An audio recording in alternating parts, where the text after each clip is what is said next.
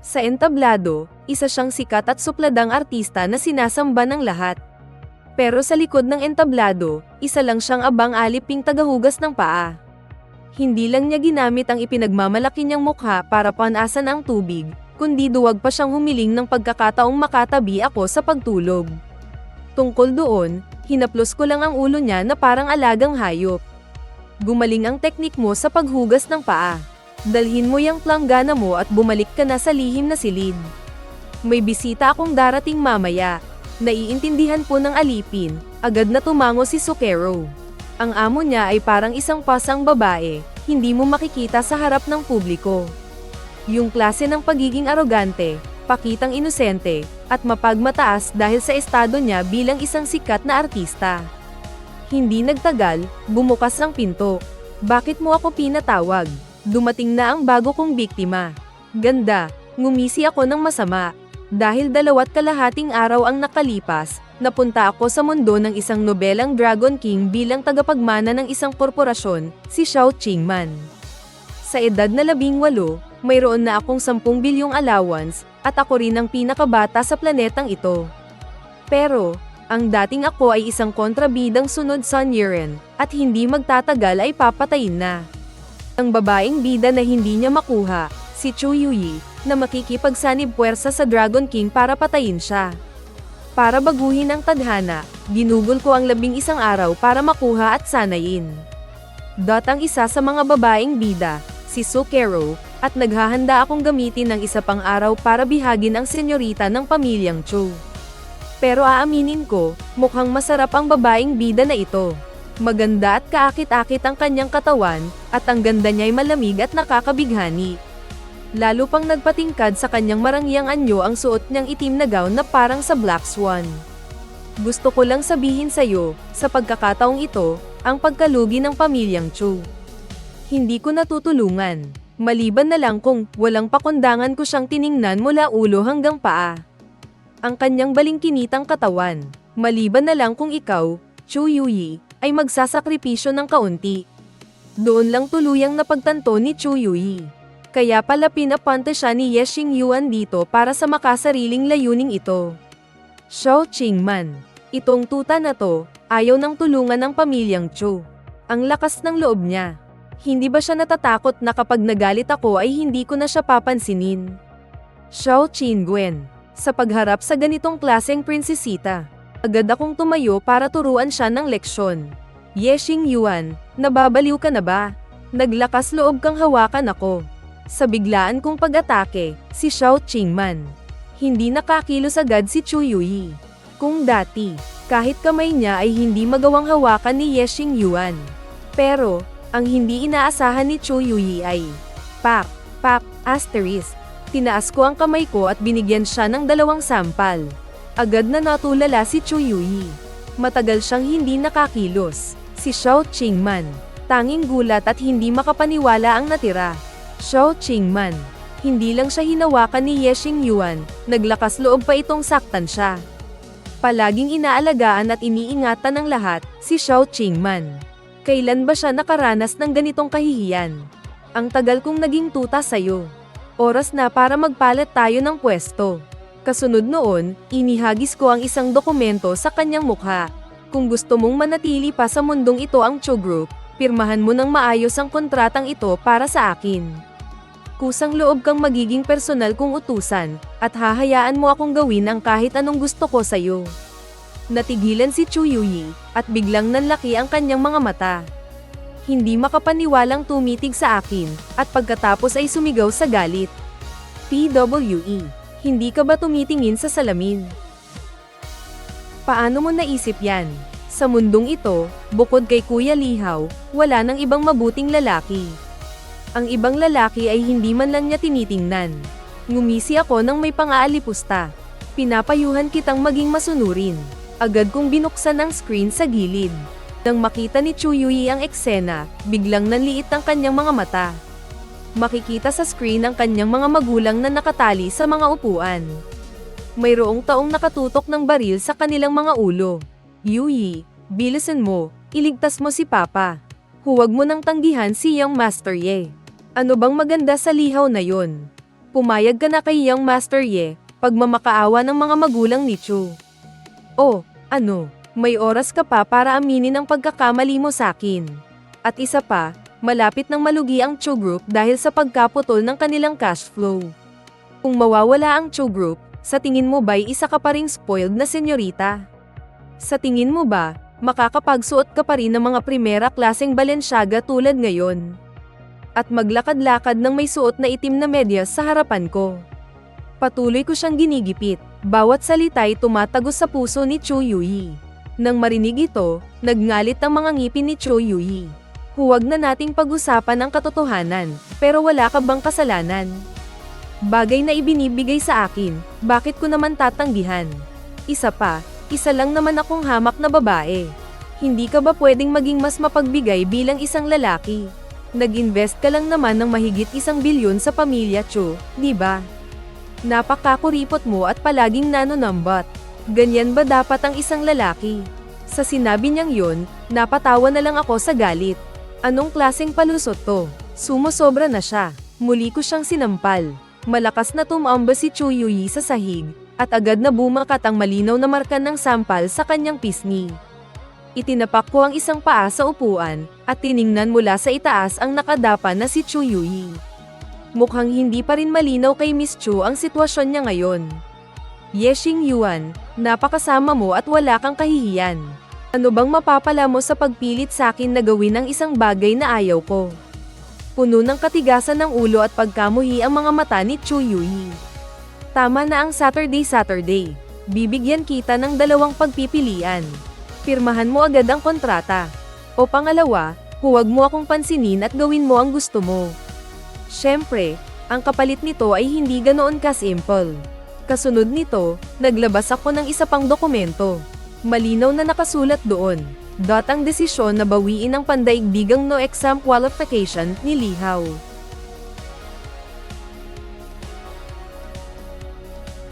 Paano naging imposible? Masyado mo namang minamaliit ang pamilya Yeko.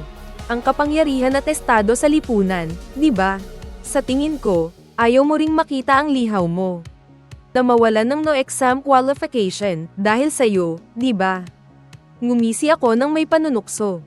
Mayroon ka ngayong 20 segundo para mag-isip. Kung pipiliin mong hindi pumirma, tuluyan ng mawawalan ng pagkakataon ang lihaw mo na makapag-aral sa kolehiyo. Magiging isa siyang tambay, at pagkatapos ng 1 taon ay sapilitang isasama sa militar. Ay padadala siya para lumaban sa Outer Realm.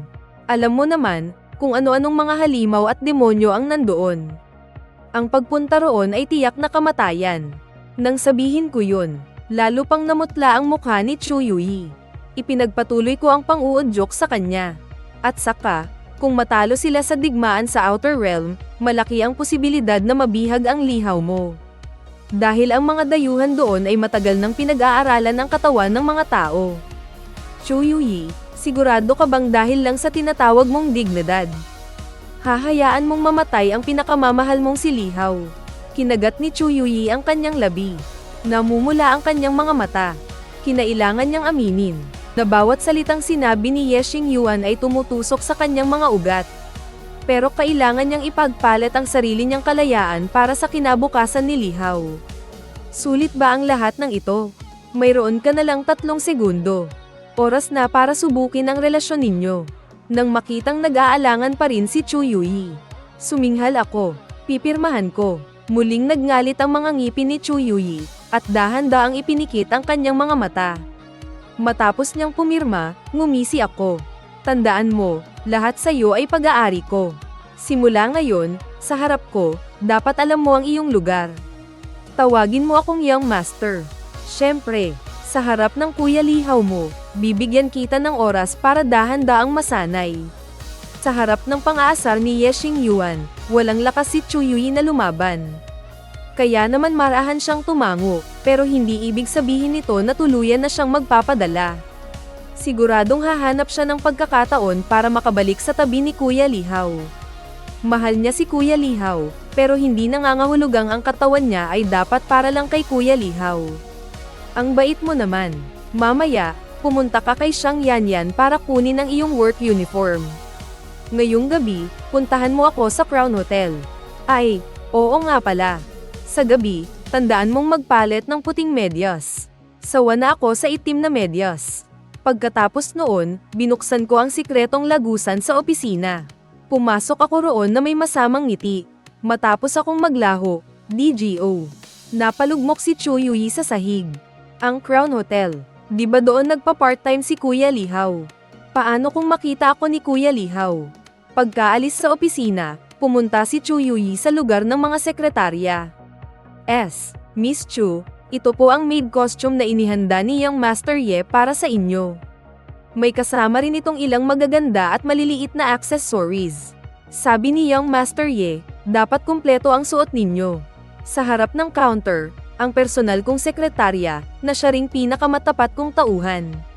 Bahagyang ngumisi si Xiang Yanyan, habang mapanuksong tinitingnan ng senyorita ng pamilya Chu. Habang tinitingnan ng dating arogante at hindi mapasunod na si Miss Chu, na ngayon ay hawak na sa leeg ni Young Master Ye. Hindi niya mapigil ang matuwa sa kanyang sarili. Sino ba kasing nagsabing maging napaka-arogante mo noon? At habang inaabot ang maid uniform kay Chu Yui, bahagya pang kinalikot ni Xiang Yanyan. Ang kampanilya sa leather na kwelyo, na halatang halata ang pangungutya. Nang marinig ang ibig sabihin sa mga salita ni Xiang Yanyan, at habang tinitingnan ang maid uniform na nagdulot sa kanya ng matinding kahihiyan. Ang dati ng maputlang mukha ni Chu Yui ay lalo pang namutla. Hayop kang demonyo ka, Ye Xingyuan. Gusto niya talagang ipagawa sa akin. Pero sa huli, kinuha niya pa rin ang mga gamit at tumalikod para umalis. Mabilis na dumating ang gabi. Sa mansyon ng mga Chu, namumula ang mga pisngi ni Chu Yui. Matapos maisuot ng maayos ang damit, medyo hindi komportable ang kanyang mga hakbang, dahan-dahan siyang lumabas sa gate ng bahay ng mga Chu. Sa labas ng gate, isang mahabang Bentley ang naghihintay. Kanina pa po ako nag-aantay dito. Handa na ba ang lahat sa loob ng sasakyan? Huwag mo akong bibigwin sa masquerade ball mamayang gabi. Nang marinig iyon, mabilis na tumango si Xiang Yanyan. Huwag po kayong mag-alala, Young Master Ye. Nakaayos na po ang pwesto ni Lihaw. Siguradong magugulat siya ngayong gabi. Mabuti. Pagkatapos nito, aayusin ko para direkta ka nang makapasok sa opisina ko. Ipo-promote kita bilang aking chief secretary, para magtrabaho sa loob ng opisina ko. Ang ilang simpleng salitang iyon ay puno ng matinding pagkalalaki, na siyang ikinagulat ni Xiang Yanyan. Namula ng bahagya ang kanyang mga pisngi, at ibinaba niya ang kanyang tingin para itago ang malalim na paghanga sa kanyang mga mata. Salamat po sa tiwala ninyo, Young Master Ye. Ngayong nasa loob ka na ng opisina ko. Huwag mo na akong tawaging Young Master Ye simula ngayon. Tawagin mo na lang akong Young Master. May kasamang utos ang tono ko. Opo, Young Master. Nang masabi ang mga salitang iyon, agad na naintindihan ni Xiang Yanyan. Lalo siyang nahiya. Sa wakas, napunta na sa kanya ang yaman na ito na nagkakahalaga ng daan-daang milyon. Samantala, sa kabilang banda sa Crown Hotel, si Lihaw, pasensya na, pero kailangan mong mag-overtime ngayong gabi. May malaking sayawan sa hotel ngayong gabi. Si Yuci kailangan ka sa pinto para magbantay bilang security. Bibigyan kita ng 10 beses na overtime pay. Sabi ng hotel manager sa isang lalaking maayos ang suot na suit. Habang kinukumbinsi ang gwapong binata, ang binatang iyon ay walang iba kundi ang bida ng kwento, si Lihaw. Ang mahal ni Chu Yui. Pero kumunat ang noo ni Lihaw, gustong magsalita pero nag-aalangan. Talagang gipit siya sa pera nitong huli, pero ngayong gabi may date pa siya kay Chu Yui. Si Chu Yui, umiinit na ang relasyon nila ni Chu Yui nitong mga nakaraan, kahit na hindi pa niya nahahawakan ang kamay ni Yui. Pero pakiramdam niya, ngayong gabi na ang pinakamagandang pagkakataon. Ito ang kauna-unahan niyang magiging alipin. Kapag nakuha na niya si Chu Yui, makukuha niya ang tulong ng pamilyang Chu. At biglang angat sa buhay. Ganito na lang, dodoblehin ko ang overtime pay mo. At papayagan pa kitang umalis 1 oras ng mas maaga. Nang makitang may balak tumanggi si Lihaw, sinuyo siya ng manager. Matapos mag-isip ni Lihaw sandali, pumayag na rin siya. Ang pag-alis 1 oras ng mas maaga ay sakto lang para makahabol sa date. sa loob ng isang mamahaling sasakyan, bago tayo pumunta sa kwarto para pirmahan ang investment contract. Kailangan mo muna akong samahan sa isang masquerade ball, sabi ko habang nakatingin kay Cho Yui. Nang marinig yun, biglang kinabahan ang puso niya. Suot itong suot kong maid outfit ngayon. Oo, isang kislap ng pananabik ang dumaan sa aking mga mata. Pero papayagan kitang magsuot ng maskara sa buong oras. Pagkasabi niyon, nakahinga siya ng maluwag. Pagkatapos, namula ang mga pisngi ni Cho Yui, at may naisip na naman siyang iba. Kung ganun, pwede bang wag na, bago pa man matapos si Cho Yui, walang awa ko siyang tinanggihan. May mga aral na dapat talaga siyang matutunan. Dahil sa mga sinabi ko, pakiramdam ni Cho Yui ay para siyang nahulog sa isang kuweba ng yelo. Isang pangingilabot ang gumapang mula sa kanyang gulugod patungo sa kanyang mga braso at binti, na mabilis na kumalat sa buong katawan. Ang sakit talaga ng pakiramdam na to. Kailangan bang ganito ako buong gabi? Bukod pa roon, napakaraming tao sa ball. Sa harap ng ganon karaming tao. Ang magpanggap na parang walang nangyayari, napakahirap talaga. Pinaglaruan ni Cho Yui ang leleyan ng kanyang palda, habang marahang kinakagat ang labi. Lalong nanlambot ang kanyang katawan. Pero sa huli, pinili pa rin ni Cho Yui na sumuko. Ang pagtitiis ng sandali ay magdudulot ng kapayapaan. Basta't magtiis lang siya ng kaunting panahon. Hintayang bumaba ang alerto ni Ye Xingyuan, at makakahanap siya ng pagkakataong makatakas sa mga kamay ng demonyong ito. Sa oras na yun, sisiguraduhin niyang aapak-apakan niya ng mariin si Ye Xingyuan. Hahayaan niya itong hindi mabuhay ng payapa at hindi mamatay ng maayos. Sa pag-iisip nito, pilit na pinigilan ni Cho Yui ang sama ng loob sa kanyang puso. Ang kaso, hindi inaasahan ni Cho Yui na ang sama ng loob na daranasin niya ngayong gabi. Ay hindi lang ito, ang kanyang miserableng buhay ay nagsisimula pa lamang. Makalipas ang kalahating oras, pagdating nila sa destinasyon, nakita ni Cho Yui sa labas ng bintana ng sasakyan ang isang pamilyar na anyo. Biglang kumabog ng malakas ang kanyang puso. Ang lalim na ng gabi. Bakit hindi pa umaalis si Kuya Lihaw sa Crown Hotel? Pinilit niyang pakalmayan ang sarili. Sa puntong ito, paano niya itatago ang relasyon nila ni Ye Xingyuan? Paano kaya siya hindi mapapansin ni Kuya Lihaw? Bigla, may naisip si Cho Yui. Agad siyang nagmakaawa sa akin, gusto ko ng maskara. Tinaasan ko siya ng kilay at nagtanong, gusto mo ba talaga? Pagkarinig niyon, sunod-sunod siyang tumango, habang sa kanyang maputlang mukha. Ang kanyang mga matang puno ng pag-asa at pananabik ay nakatingin sa akin. Nang makita ko siyang ganoon, lalo lang akong napangisi ng masama. Ano nga ba ang dapat mong itawag sa akin? Binibining Chu. Sinadya kong pahabain ang huling salita. Nang marinig iyon, biglang nagbago ang ekspresyon ni Cho Yui. Hindi niya napigil ang mapaykan. Sinadya talaga to ng walang hiyang si Ye Xingyuan, naisip niya, bilang marangal at respetadong binibini ng pamilya Cho. Hindi lang kailangang yumuko at magpakumbaba ngayon, na kinikilala ang gagong si Ye Xingyuan bilang kanyang young master. Kundi napilitan din, sa ilalim ng mga pananakot ni Ye Xingyuan, na isuot itong sexy at mapang-akit na Japanese-style maid dress. Sa tuwing naiisip niya iyon, gusto na lang niyang maghanap ng butas para pagtaguan. Nakakainis, sobrang nakakainis. Ayaw niyang maging katulong. Lalo na ang maging katulong ng demonyong si Ye Xingyuan. Ang hayop na yun, hindi siya karapat-dapat. Galit na tinitigan ako ni Cho Yui, pero wala siyang magawa. Pero hindi niya maaaring hayaan na makita siya ni Kuya Lihaw sa ganitong ayos. Pagkatapos ay huminga siya ng malalim bago naglakas loob na tumingin sa akin. Young Master, gusto ni Yui ang maskara ninyo. Pagkasabi niyo na yumuko si Cho Yui. Nahihiya na parang isang ostrich. Pero sa sandaling ito, nakaramdam ako ng labis na kasiyahan. 2.5 oras lang ang nakalipas, ang yabang-yabang pa ng itsura niya. Pero ngayon, yumuyuko na siya sa akin. Matapang si Cho Yui, pero para makuha si Kuya Lihaw. Sinunod pa rin niya ang utos ko. Heto na ang maskara, isuot mo na. Pagkatapos, galit na napansin ni Cho Yui na nakakagat na sa bibig niya.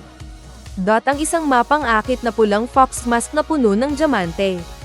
Pagkababa ng sasakyan, inakbayan ko si Chu Yui sa baywang at bumulong sa kanyang tainga. Mamaya pagdaan mo sa harap ni Lihaw, tawagin mo akong Kuya Ye, sa isang malambing na boses.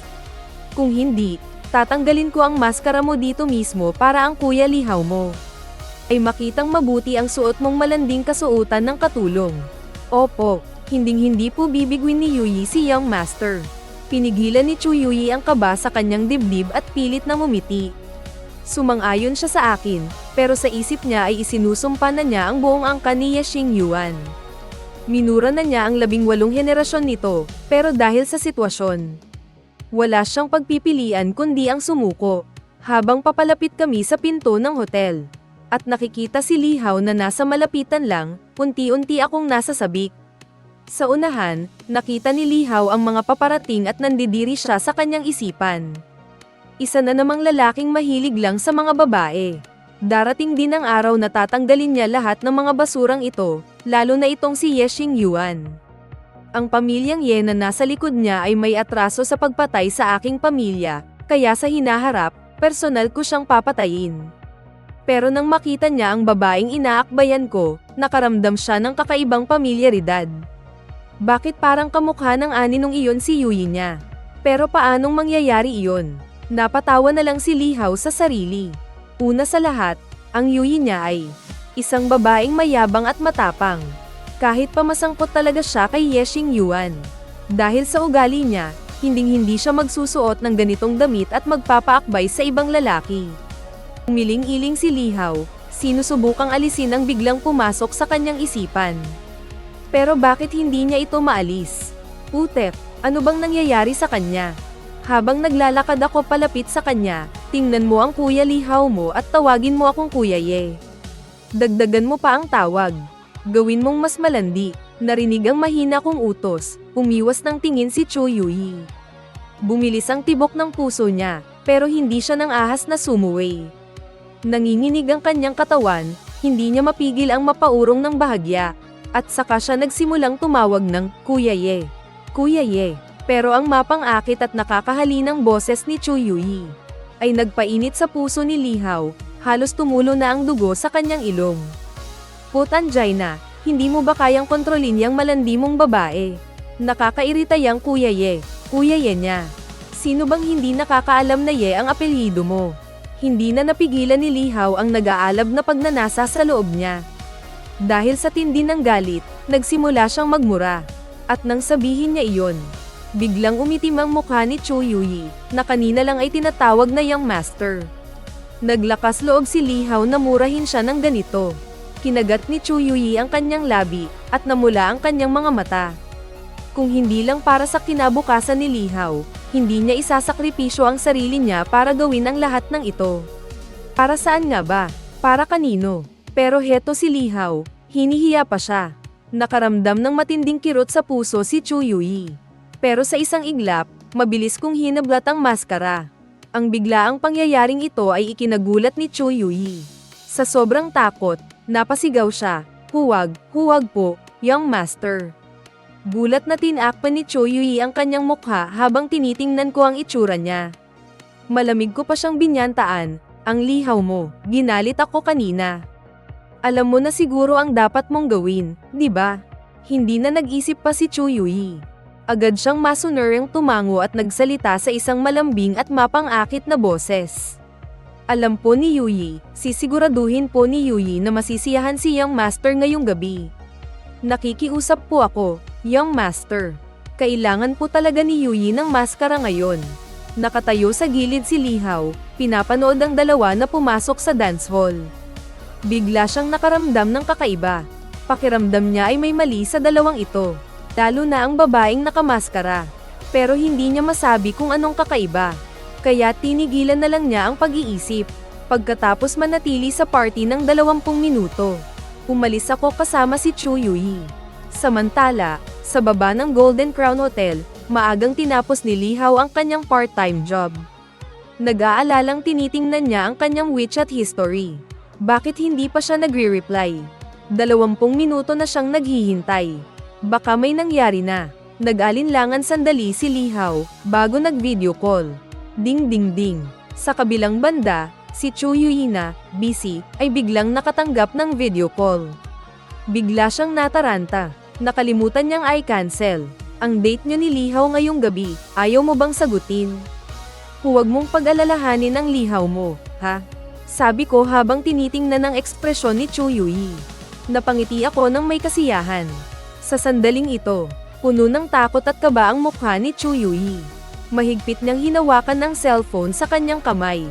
Sobrang lakas ng kabog ng dibdib niya. Kung malalaman ni Lihaw, tag-alinlangan siya sandali, pinili niyang sagutin ang voice call.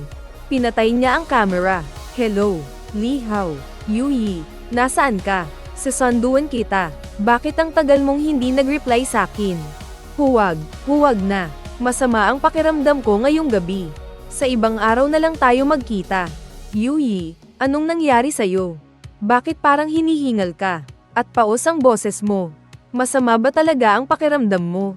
Oo, medyo masama nga. Huwag ka nang magtanong. Ganoon ba? Sayang, Yuyi. Balak ko pa naman sana sa date natin ngayon. Sabihin sa'yo ang isang magandang balita. Dahil hindi na tayo matutuloy ngayong gabi. Sasabihin ko na lang sa'yo ngayon. Yuyi, anong magandang balita? Nakuha ko ang guaranteed admission slot sa Imperial Capital University. Naaprubahan na ang application ko. Ibig sabihin, isa na akong incoming freshman sa Imperial Capital University. Pagkarinig nito, biglang bumilis ang paghinga ni Chu Yuyi.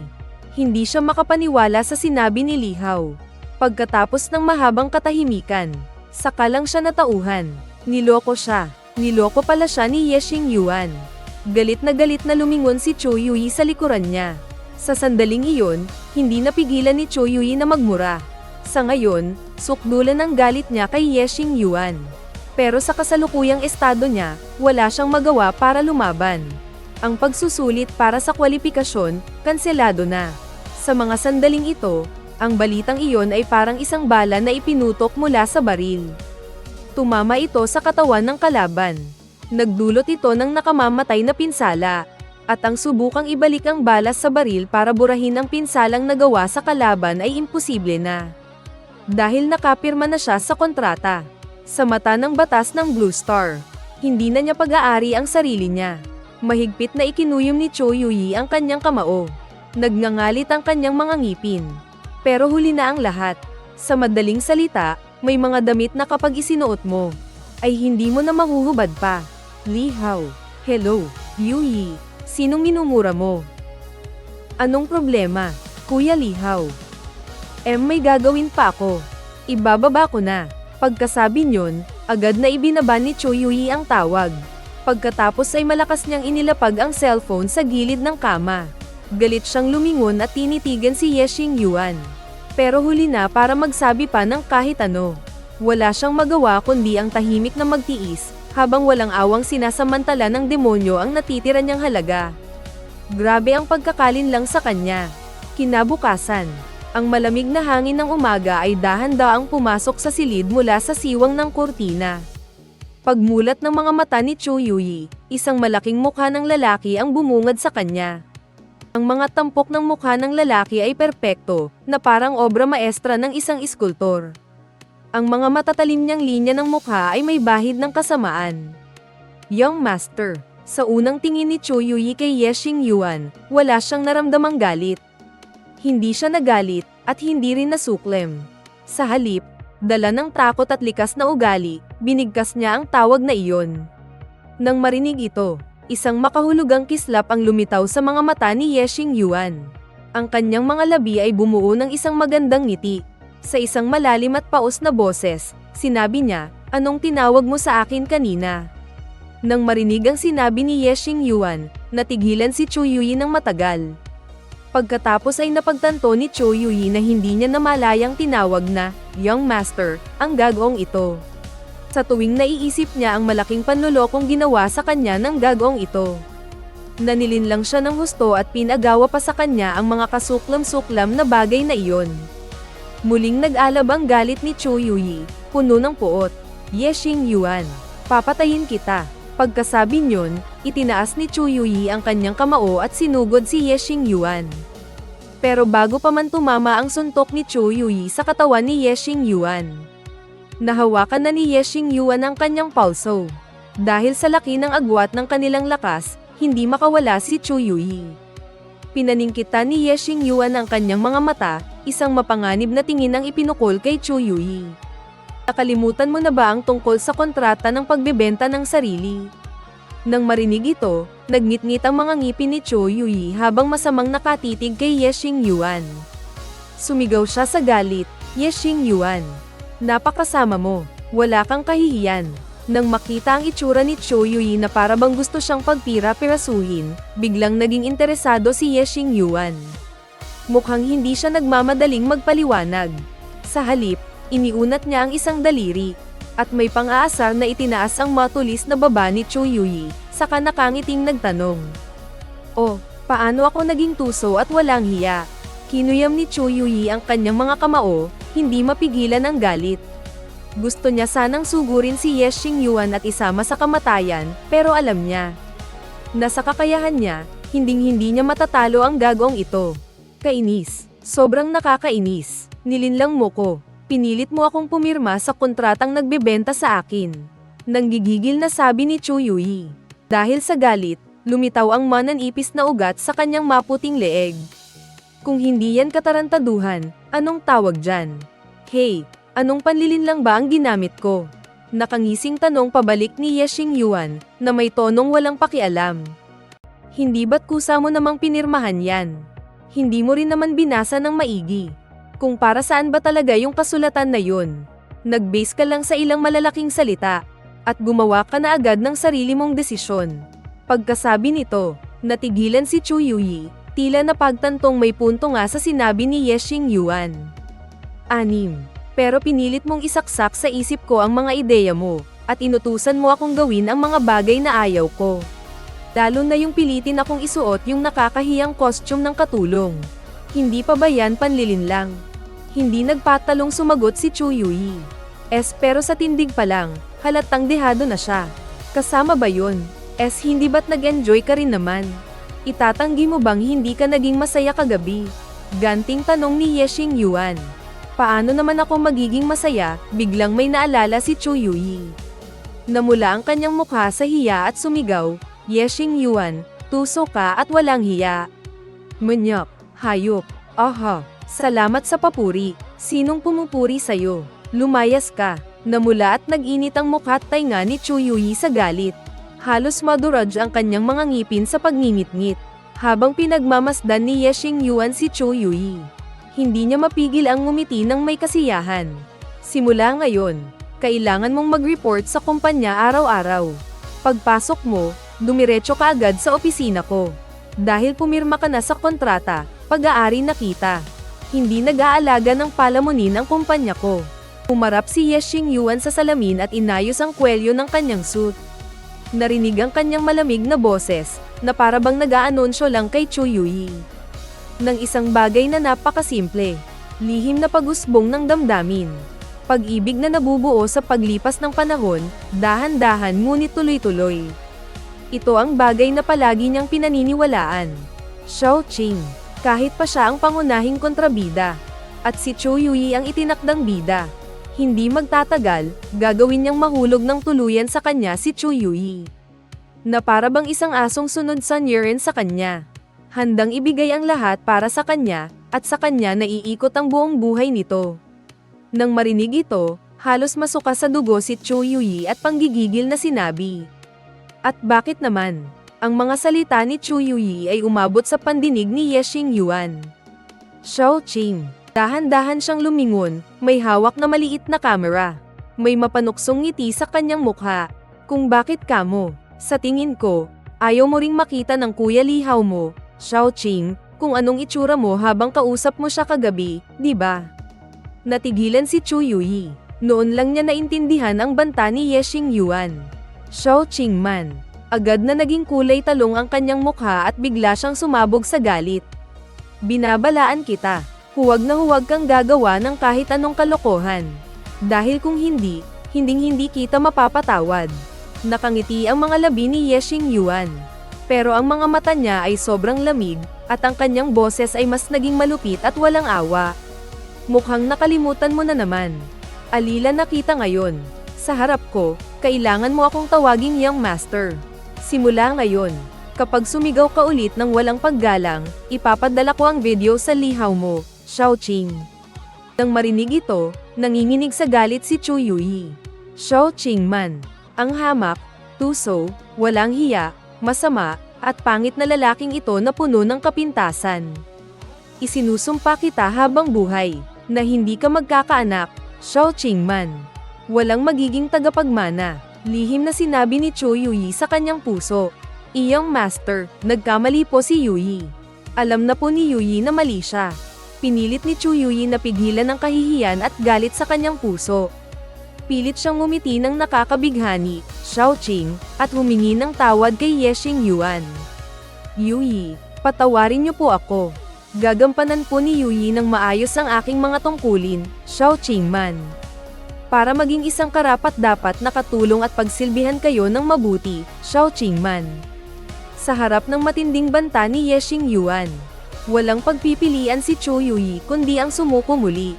Habang tinitingnan si Chu Yuyi na ganito, ngumisi ng may kasiyahan si Yexing Yuan.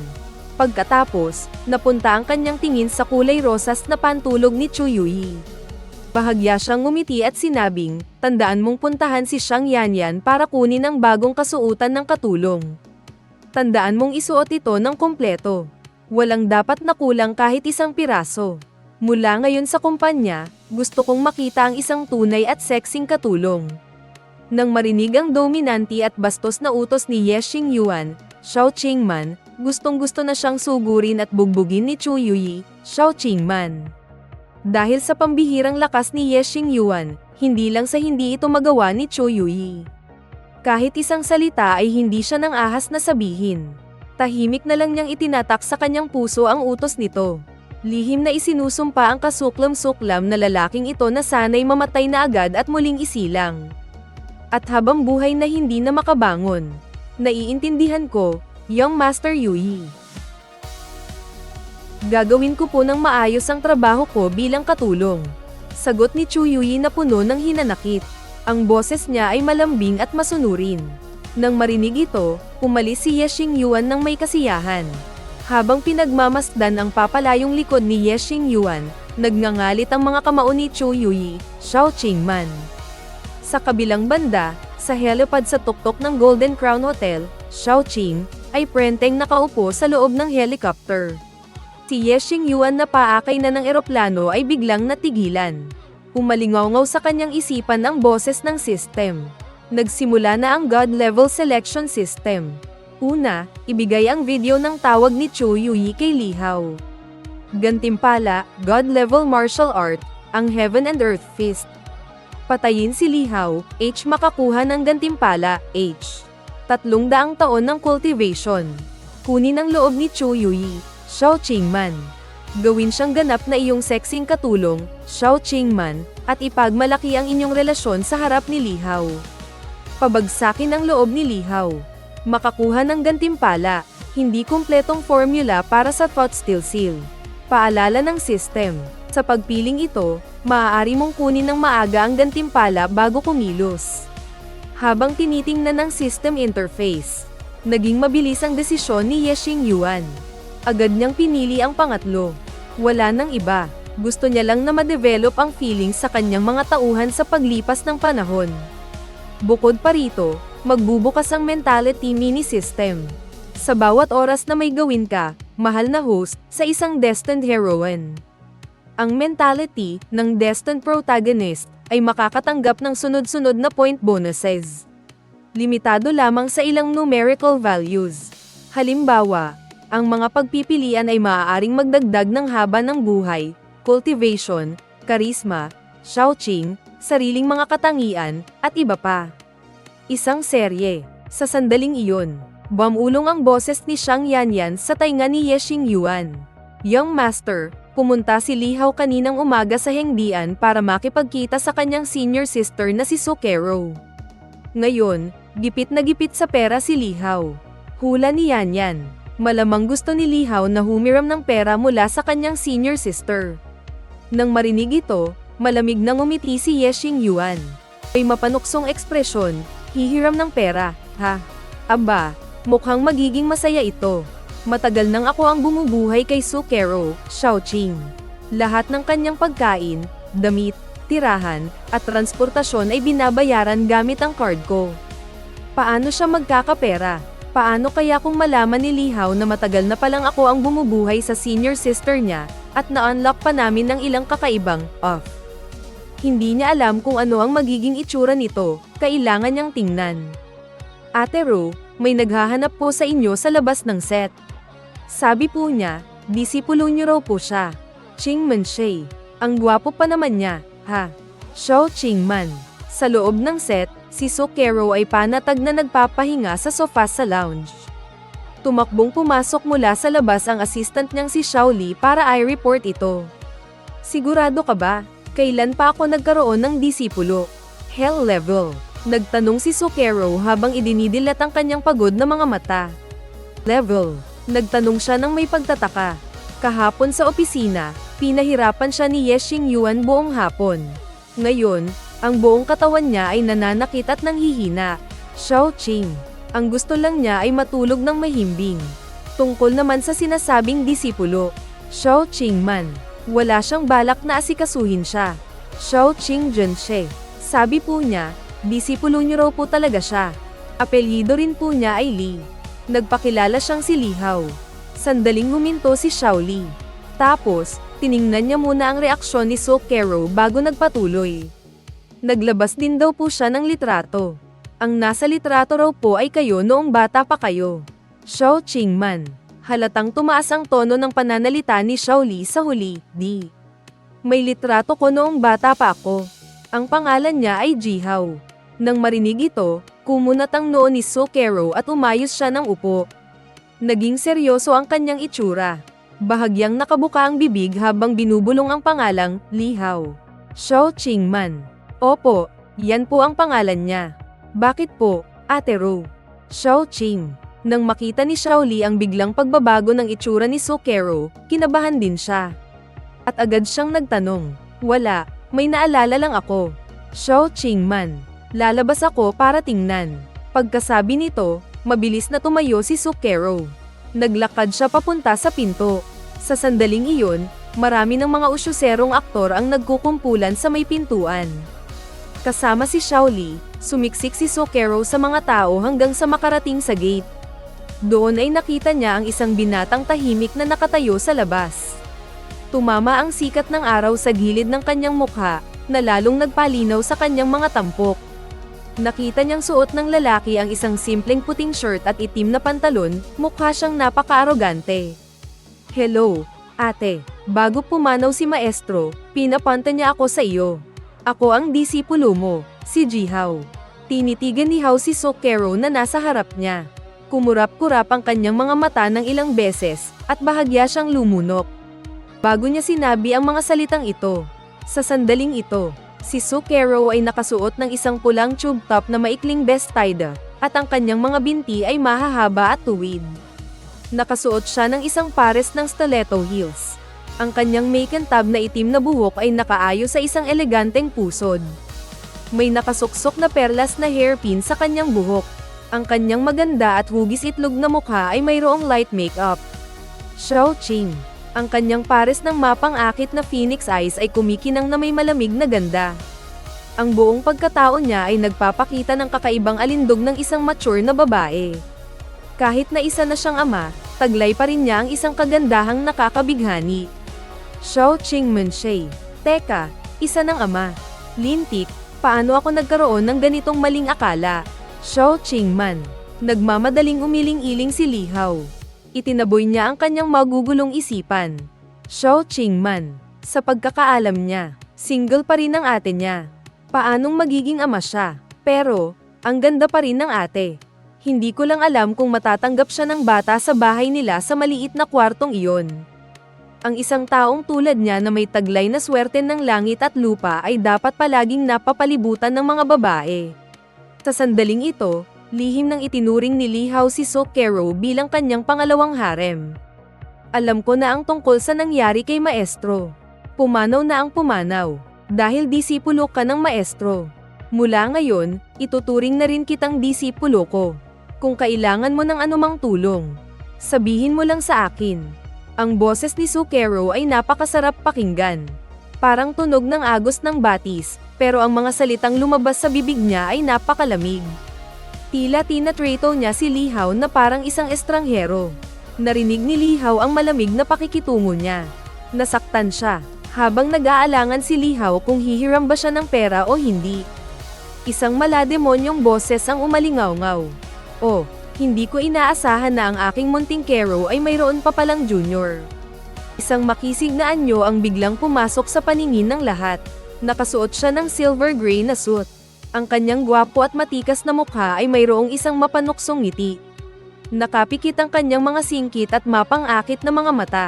Tila ba anumang oras ay nang-aakit siya. Ang dumating ay walang iba kundi si Ye Xingyuan. Nakita si Ye Xingyuan na may hawak na isang tasa ng mabangong kape, dahan-dahan itong tinitikman. Walang magawa, masyadong malaki ang kumpanya. Masyadong nakakapagod magtrabaho araw at gabi. Kailangan kong uminom ng kape para manumbalik ang aking lakas. Wow, si Young Master Ye pala ang dumating. Grabe, ang swerte ko naman. Hindi ko akalain na makikita ko si Prince Ye dito. Ang idol ko. Mas gwapo pa pala siya sa personal kaysa sa mga litrato. Agad na nagkagulo ang mga tao. Sunod-sunod na napasigaw sa gulat ang mga babaeng aktres. Habang kumikinang na parang mga pink na bituin ang mga mata ng mga tao, si Ye Xingyuan ay bahagya lang tumingin sa karamihan. Sa huli, ang kanyang malademonyong tingin ay napunta kay Sukero. Itinuro ni Ye Xingyuan ang kanyang daliri kay Sukero. Bahagya niyang ikinumpas ito. Nang makitang tinatawag siya ni Ye Xingyuan. Ang dating malamig, palalo, at dalisay na si Sukero ay agad na naging maamo at masunurin. Sa gitna ng gulat na mga tingin ng lahat, si Sukero ay naging masunurin. Dahan-dahan siyang pinag-cross ang mga kamay sa dibdib, mapagkumbaba at magalang siyang sumigaw. Young Master, magutos po kayo. Si Kero po ay handang sumunod. Ang mga manunood sa paligid ay natigilan nang makita ang eksenang ito.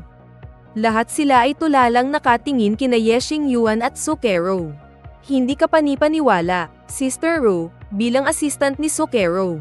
Ito ang unang pagkakataon na nakita ni Xiaoli ang kanyang amo na ganito, magalang na tumatawag ng Young Master. Paano nangyari to? Ang sikat na aktres ng Dragon Country ay babae pala ni Young Master Ye. Isang matapang na aktor ang nagsalita ng pautal-yutal, ngunit hindi pa niya natatapos ang kanyang sasabihin. Isang kasama sa tabi niya ang malakas siyang sinampal, sinenyasan siyang tumahimik.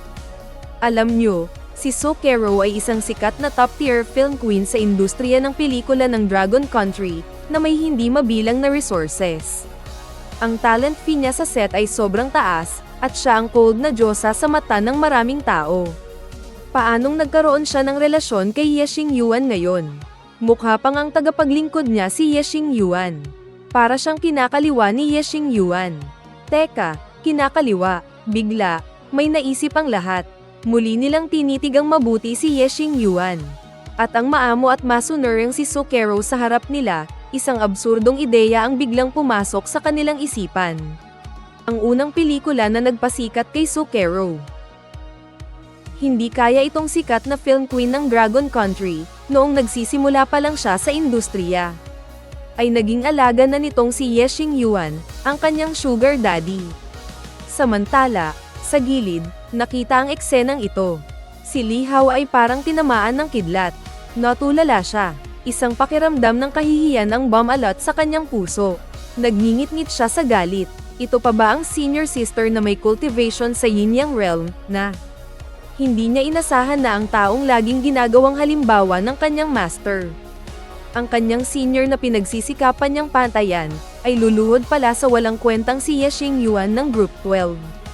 At tinawag pa siyang Young Master nang may paggalang. Dahil sa nakita, nang inig ang mga pisngi ni Li Hao, at napuno ng hinanakit ang kanyang puso. Kasabay nito, labis siyang nainggit kay Ye Xingyuan. Bakit? Anong karapatan ni Ye Xingyuan? Lalo na sa pagiging sunod sa year ng kanyang senior, Shaoqing. Nang maisip niya ito, biglang kumuyam ang mga kamao ni Li Hao. Namimitig ang kanyang mga ugat. Sa sandaling iyon, binuksan ng bodyguard ni Ye Xingyuan ang isang folding chair. Inilagay ito sa likuran ni Ye Xingyuan. Pagkatapos ay tamad na sumandal si Ye Xingyuan sa sandalan ng folding chair. Nagde-4 siya, na may itsurang nagmamataas. Halika, umupo ka sa kandangan ko. Narinig ng magalang na nakaluhod na si Sukero ang utos. Agad siyang tumayo at umupo sa hita ni Ye Xingyuan. Sinamantala ni Ye Xingyuan ang pagkakataon at direktang inabot ng kanyang mga kamay ang manipis na baywang ni Sukero. Hinailan niya ito piakap. Samantala, ang mga manunood sa paligid, lalo na ang mga lalaki, ay sabay-sabay na dumaing. Huhuho, bigo na ako sa pag-ibig. Diyos ko, bakit si Ye Xiao pa? Ang goddess ko, bakit si Ye Xiao pa? Putek, ang goddess ko pala. Niyakap ni Ye Xingyuan si Sukero. At malambing siyang hinalikan sa noo, na may mapagmahal na tono. Aking Kero, painitin mo ang kama ko mamayang gabi. Mahiyaing tumango si Sukero, at pagkatapos ay tumingala kay Ye Xingyuan. Puno ng kaligayahan at tamis ang kanyang mukha, hindi may tatago ang matinding pagmamahal sa kanyang mga mata. Sa sandaling iyon, napansin ni Ye Xingyuan si Jihao na nakatayo sa gilid. Mayroong mapaglarong ngiti sa kanyang labi habang nangasar. TSK, TSK, TSK. Itong kapatid na bata, nagkita na naman tayo. Hayaan mong magpakilala ako. Ang young master ng pamilyang Ye, at ang lalaki rin ng iyong senior sister. Pwede mo akong tawaging bayaw. Lahat ng resources ng senior sister mo nitong mga nakaraang taon ay ako ang nagbigay. Napakalapit ng relasyon namin. Kaya naman, sa susunod, maging magalang ka sa harap ko. Kung may kailangan ka, sabihin mo lang sa bayaw mo. Siguradong tutulungan ka ng bayaw mo, casual na sabi ni Ye Xingyuan. Puno ng pagyayabang ang bawat salita niya, na halos ikasuka ng dugo sa galit ni Li Hao. Hindi mapigilan ni Li Hao na ikuyom ang kanyang mga kamao, habang kinakagat ang kanyang ibabang labi. Halos maduraj ito. Ang senior sister ay bahagi ng kanyang harem. Babae niya iyon. Hinding-hindi niya papayagan na ang babae niya ay yakapin ng ibang lalaki. Gago, alisin mo yung mga kamay mo sa senior ko. Hindi na nakapagtimpi si Li Hao. Galit niyang isinigaw. Main character. Nawala sa sarili si Li Hao. Nakaramdam ng galit sa inyo. Progress plus 20. Sa harap ng mga sinabi ni Li Hao, nagbingi-bingihan lang si Ye Xingyuan. Yakap pa rin niya si Sukero. Tangino mo. Hindi mo ba ako naririnig magsalita? Binibigyan kita ng respeto dito ah. Hindi mo pa rin inaalis. Pagkasabi nito, agad iwinasiwas ni Li Hao ang kamao niya, Shaoqing, at sumugod kay Ye Xingyuan. Isang malakas na spiritual energy ang nag-ipon sa kamao ni Li Hao, na naging sanhi ng pagsipol ng hangin, Shaoqing. Pero si Ye Xingyuan ay nanatiling kalmado tulad ng dati, habang yakap si Sukero, Shaoqing, na parabang ang pag-atake sa harap niya ay walang kwenta. Crack! Narinig ang tunog ng nababasag na buto sa kamay. Lahat ay nanlaki ang mga mata sa takot. Nang tingnan nila ang natumbang si Li Hao at ang kalmadong si Ye Xingyuan, nakita nilang hindi man lang gumalaw si Ye Xingyuan. Hindi man lang kumunat ang kanyang noo. Sa kabilang banda, si Li Hao ay hawak ang kanyang kamay sa sobrang sakit. Namumutla ang kanyang mukha habang sumisigaw sa sakit, Shaoqing. Noon lang napansin ng lahat. Nasa harap ni Ye Xingyuan, biglang lumitaw ang isang hindi nakikitang pader. Isang pader na gawa sa spiritual energy. Young Master, patawarin niyo po ako. Nabigo po akong turuan ng maayos si Junior Brother, kaya't nainis sa kanya si Young Master. Handa po si Kero na akuin ang lahat ng responsibilidad para kay Junior Brother at tanggapin ang parusa ni Young Master. Binawi ni Sukero ang kanyang enerhiya at nagmamadaling kumawala sa yakap ni Ye Xingyuan. Nagtiimbagang siya at lumuhod. Nakayuko ang kanyang ulo, alam na alam niya. Ang pag-atake ni Li Hao kanina ay siguradong ikinagalit ni Ye Xingyuan. Kung hindi niya mapapakalma si Ye Xingyuan ngayon, Dahil sa kalupitan ni Ye Xingyuan, hindi ito mag-aatubiling patayin si Li Hao. Kahit na hindi niya gusto itong junior brother niya, disipulo pa rin siya ng kanilang guro. 200,000. Dahil sa utang na loob sa kanilang guro, hindi niya pwedeng basta nalang manood. Hehe, parusa, narinig ang malamig na boses ni Ye Xingyuan. Nayanig ang puso ni Sukero, at pagkatapos ay nagpatuloy sa pagsasalita si Ye Xingyuan. Ikaw mismo ang nagsabi niyan. Isang malisyoso at sexing ngiti ang gumuhit sa mga labi ni Ye Xingyuan. Itinaas ng kanyang payat na hintuturo ang matulis na baba ni Sukero, at tinitigan siya ng nag-aapoy na mga mata. Tila gusto nitong lamunin ang buong puso niya. Nang makita ang ganito kasamang kaakit-akit na si Ye Xingyuan, namula ang mga pisngi ni Sukero at nahihiya siyang yumuko. Siyempre, hindi ko sisirain ang aking pangako. Isang masamang ngiti ang lumitaw sa gwapong mukha ni Ye Xingyuan. Inilahad niya ang kanyang kaliwang kamay at hinawakan ang manipis na baywang ni Sukero. Hinayla siya pabalik sa kanyang tabi. Sige, kung gayon, idaan natin sa pulis. Ipadala natin ang junior brother mo sa presinto para maturuan ng leksyon ng ilang araw. Ano sa tingin mo? Ngumiti si Ye Xingyuan, ang tono niya ay masama at kakatwa. Nagbigay ito kay Sukero ng nakakakilabot na pakiramdam, at tumango siya. Hindi na hinintay ni Sukero na kumilos si Ye Xingyuan, siya na mismo ang kumuha ng kanyang telepono. Tinawagan niya ang numero ng presinto at idinetalye ang buong pangyayari sa pulis. Dahil natatakot na baka magkaroon ng aberya o biglang magbago ang isip ni Ye Xingyuan. Sa gilid, si Li Hao ay mariing nakadagan sa sahig ng mga bodyguard ni Ye Xingyuan, nakahandusay at humihingal na parang aso. Habang walang tigil sa pagmumura kay Ye Xingyuan. Papatayin talaga kita. Isinusumpa kung hindi ka mamamatay ng maayos. Tiyak na pagpuputol-putulin kita. Ang masamang sumpa ni Li Hao. Dahil dito, hindi maiwasan ng mga tao sa paligid na magpakita ng pandidiri, lalo na ang mga humahanga kay Ye Xingyuan. Young Master, maaga pa po. Matatagalan pa bago dumating ang mga pulis. Paano kung masahihin ko po ang mga paa ninyo ngayon?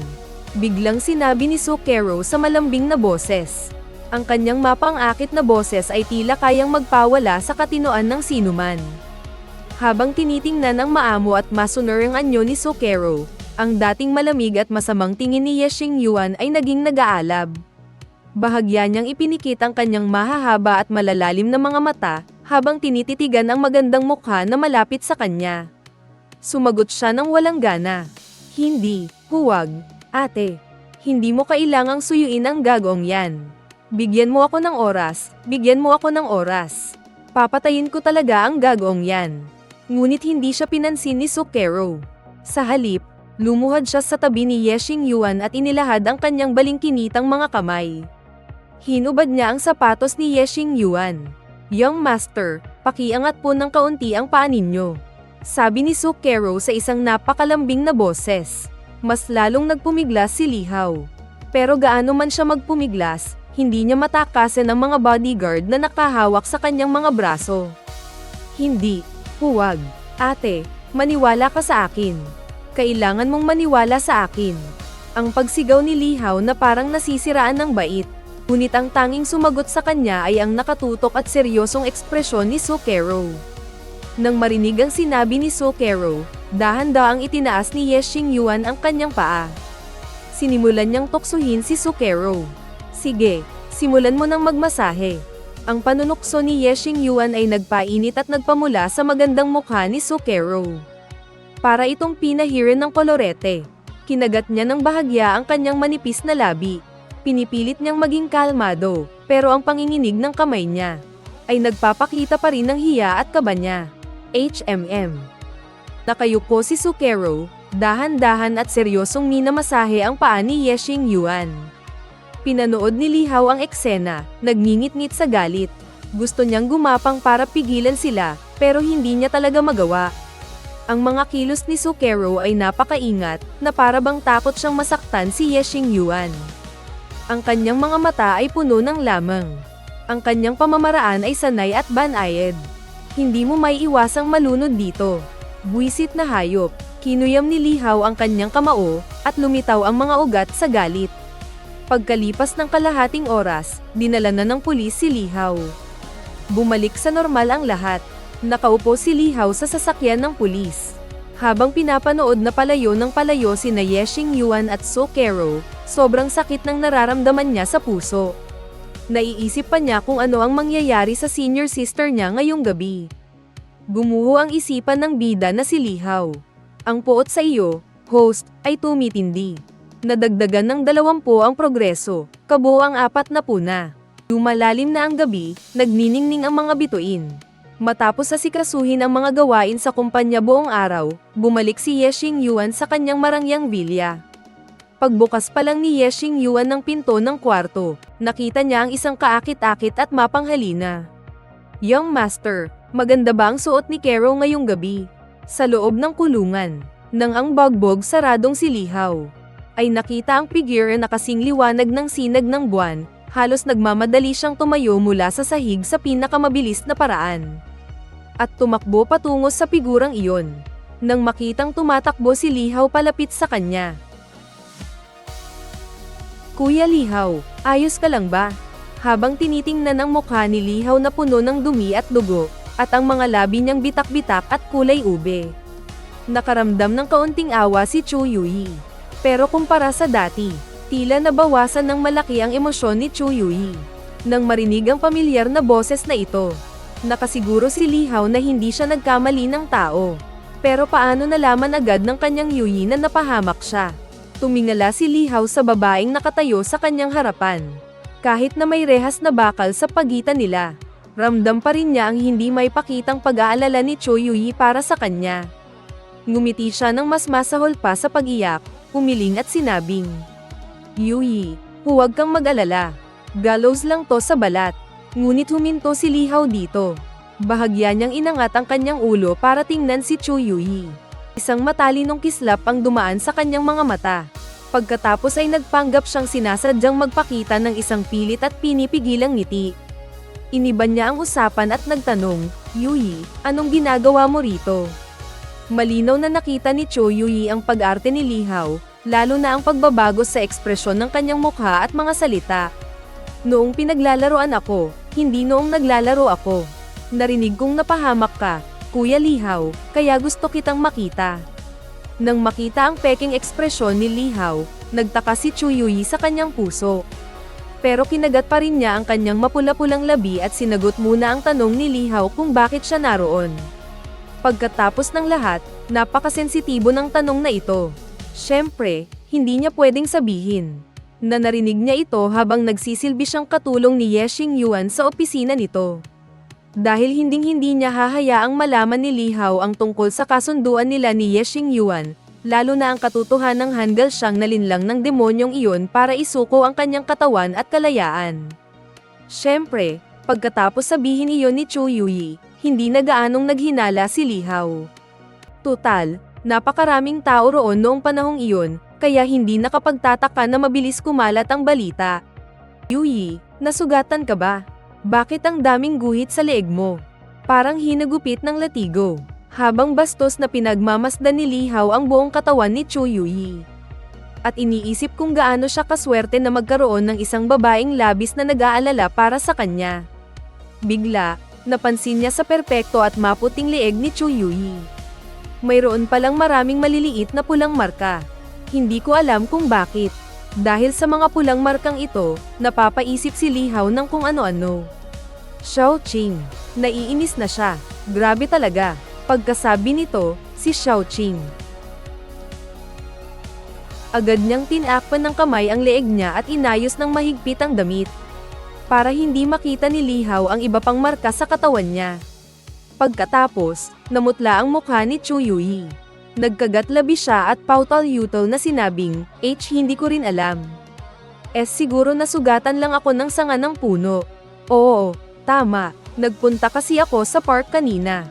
Maraming sanga ng puno doon. Baka hindi ko na malayang nagasgasan na pala ako. Ay nako, Kuya Lihaw. Huwag na muna nating pag-usapan yan. Hindi pa nga pala kita nababati. Congratulations sa pagkakatanggap mo sa Imperial University, ha? Pagkatapos magpaliwanag ni Chu Yui, agad niyang iniba ang usapan para hindi na siya tanungin pa ni Lihaw. Bago siya pumunta rito, marami na siyang ipinahid na espesyal na gamot na bigay ni Ye Xingyuan. Pero hindi niya inasahan na mayroon pa rin siyang nakaligtaan. Kasabay nito, hindi niya maiwasang murahin sa isip niya ang gagong si Ye Xingyuan sa pagiging abusado. Wala talagang preno pag naglalaro. Ganoon nga. Nang marinig iyon, hindi na ito masyadong inisip ni Lihaw at ngumiti na lang siya habang sinasagot si Chu Yui. Sobrang malapit sila ni Chu Yui sa isa't isa. Ang tiwala niya kay Chu Yui ay higit pa kaysa kaninuman. Ang tanging bagay lang na gumugulo sa isip niya ay ang pagtingin sa napakagandang si Chu Yui. Araw-araw, Kuya Lihaw, ang tawag sa kanya. Pero ni minsan ay hindi pa sila naghahawak ng kamay, o hinahayaan siyang damaykit man lang. Kapag naiisip niya ito, parang nagiinit ang buong katawan niya at hindi siya mapakali.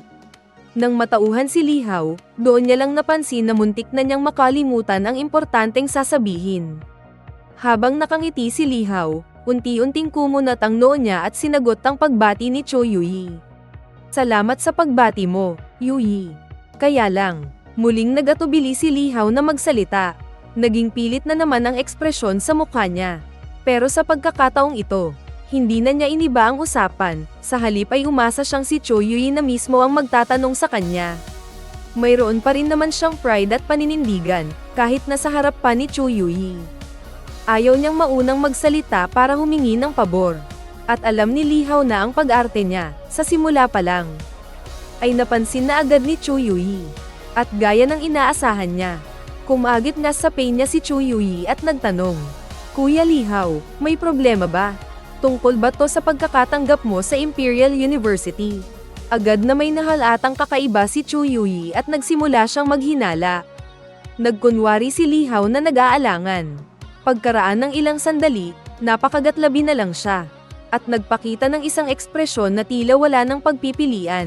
Dahil sa nangyari sa akin kanina, hindi kami nagkaayos ng gagong si Ye Xingyuan, kaya itinuring itong away o gulo. At dahil isa itong away, na-detain ako, na nangangahulugang lumabag ako sa batas. At ang paglabag sa batas ay magiging dahilan para mawala ang pagkakataon kong makapasok sa university. Ano? Nagulat si Chu Yui. Hindi niya akalain na ang isang napakaliit na bagay ay makakaapekto pala sa pagkakataon ni Lihaw na makapasok. Alam kong mali ako sa nangyari. Pero ayoko talagang mawala ang pagkakataon kong makapasok. Hindi ko inasahan na ang gagong si Ye Xingyuan. Nagpadala pa ng sekretarya para sabihing gusto niyang makipag-ayos sa akin. Pinagbabayad niya ako ng 1 bilyong piso para sa pinsalas sa emosyon ko.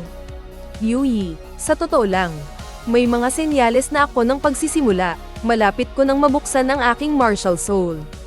Kasalukuyan akong nagpa-part-time para makalakam ng pera. Balak kong pumunta sa Awaken ng platform para buksan ang aking martial soul. Kapos na talaga ako sa pera.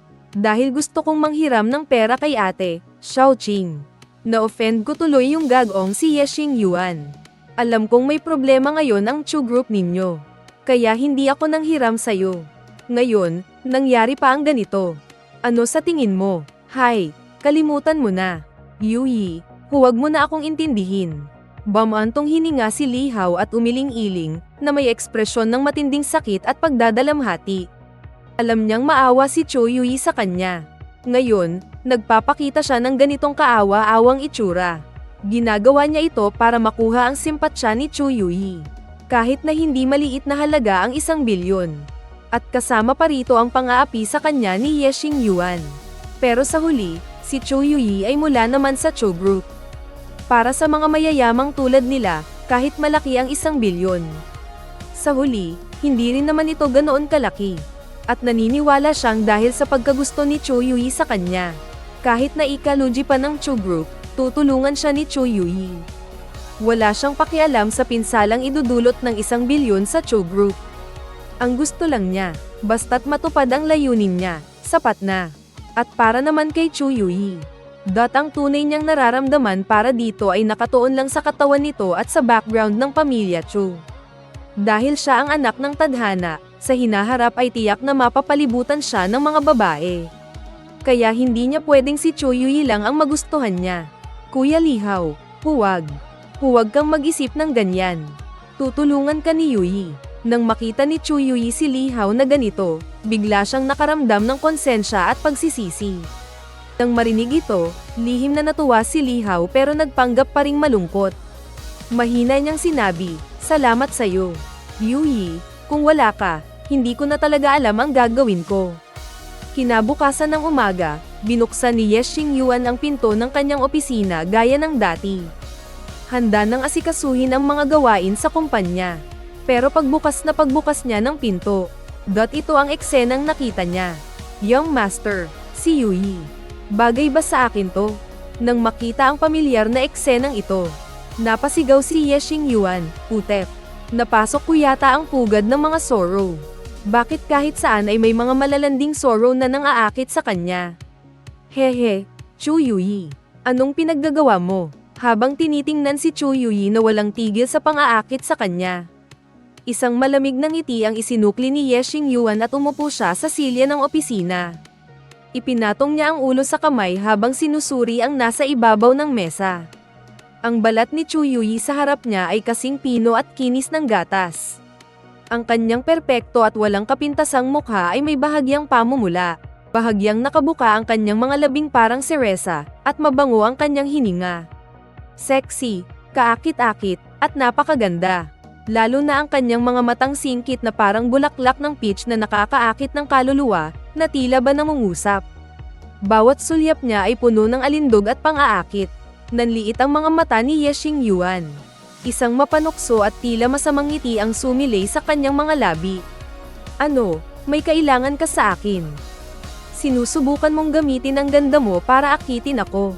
Nang makitang hindi man lang naakit si Ye Xingyuan, at nananatiling malinaw ang pag-iisip nito. Hindi na nagkunwari si Cho Yui, diretsyong umamin at nagmakaawa. "Young Master, si Yui po ay may hihilingin sa inyo." Nakitang lumapit si Cho Yui sa tabi ni Ye Xingyuan. Inabot niya at kumapit sa braso ni Ye Xingyuan. Ang kanyang malambing na boses ay may kasamang bahid ng pang-aakit. "Young Master, pakawalan niyo na po si Kuya Lihaw. Pakiusap po, nakikiusap po sa inyo si Yui. Nasa inyo na po ang desisyon kay Yui. Gagawin ko po ang kahit anong iutos ninyo. Huwag lang po siyang saktan, pakawalan niyo na po si Kuya Lihaw kahit ngayon lang." Pagkasabi nito, sumubsob si Cho Yui sa mga braso ni Ye Xingyuan. Tumingala siya, na may malungkot at nagmamakaawang hitsura, at may mga luha sa kanyang mga mata. Ang kanyang maliit na ilong ay kumikinang, habang mahigpit niyang kinakagat ang kanyang labi. Nang makita ang hitsura ni Cho Yui, may naramdamang kakaiba si Ye Xingyuan. Hinaplos niya ang malambot na buhok ni Cho Yui, at isang mapaglarong ngiti ang lumitaw sa kanyang labi. "Talaga bang gagawin mo ang lahat ng iutos ko?" Kinagat ni Cho Yui ang kanyang labi. Nahihiya siyang tumango. Nang makita ito, isang kakaibang kislap ang lumitaw sa malalalim na mata ni Ye Xingyuan. "Kung ganun, maging aso kita. Pasyahin mo ako. Tutal, naging aso mo rin ako ng matagal. Ang dami kong isinakripisyo para sa'yo. Oras na para magpalit tayo ng pwesto." Pumapayag po si Yui. Nang marinig ito, hindi tumanggi si Cho Yui. Dahil alam niyang ito ang pinakamabilis na paraan, kahit nalabag sa kanyang kalooban. Pero para kay Kuya Lihaw, wala siyang ibang pagpipilian. Tutal, matagal na siyang alipin ni Ye Xingyuan. Ang pagiging aso niya ay pagbabago lang mula sa pagiging pasibo tungo sa pagiging aktibo. Sa huli, pareho lang ang kanyang kahahantungan. Hindi siya makakatakas sa mga kamay ng demonyong si Ye Xingyuan. "Oh, kung ganyan ang sinasabi mo, hindi na ako mag-aatubili." Isang masamang ngiti ang sumilay sa labi ni Ye Xingyuan habang inilalabas niya ang isang maliit na selyo. Ito ang Photo Demon Seal. Isang produkto na ginawa magdamag ng technology department ng kumpanya kagabi. Kayang gawin ng bagay na ito ang sinumang tatakan na maging isang half-demon, isang pinagsanib na nilalang.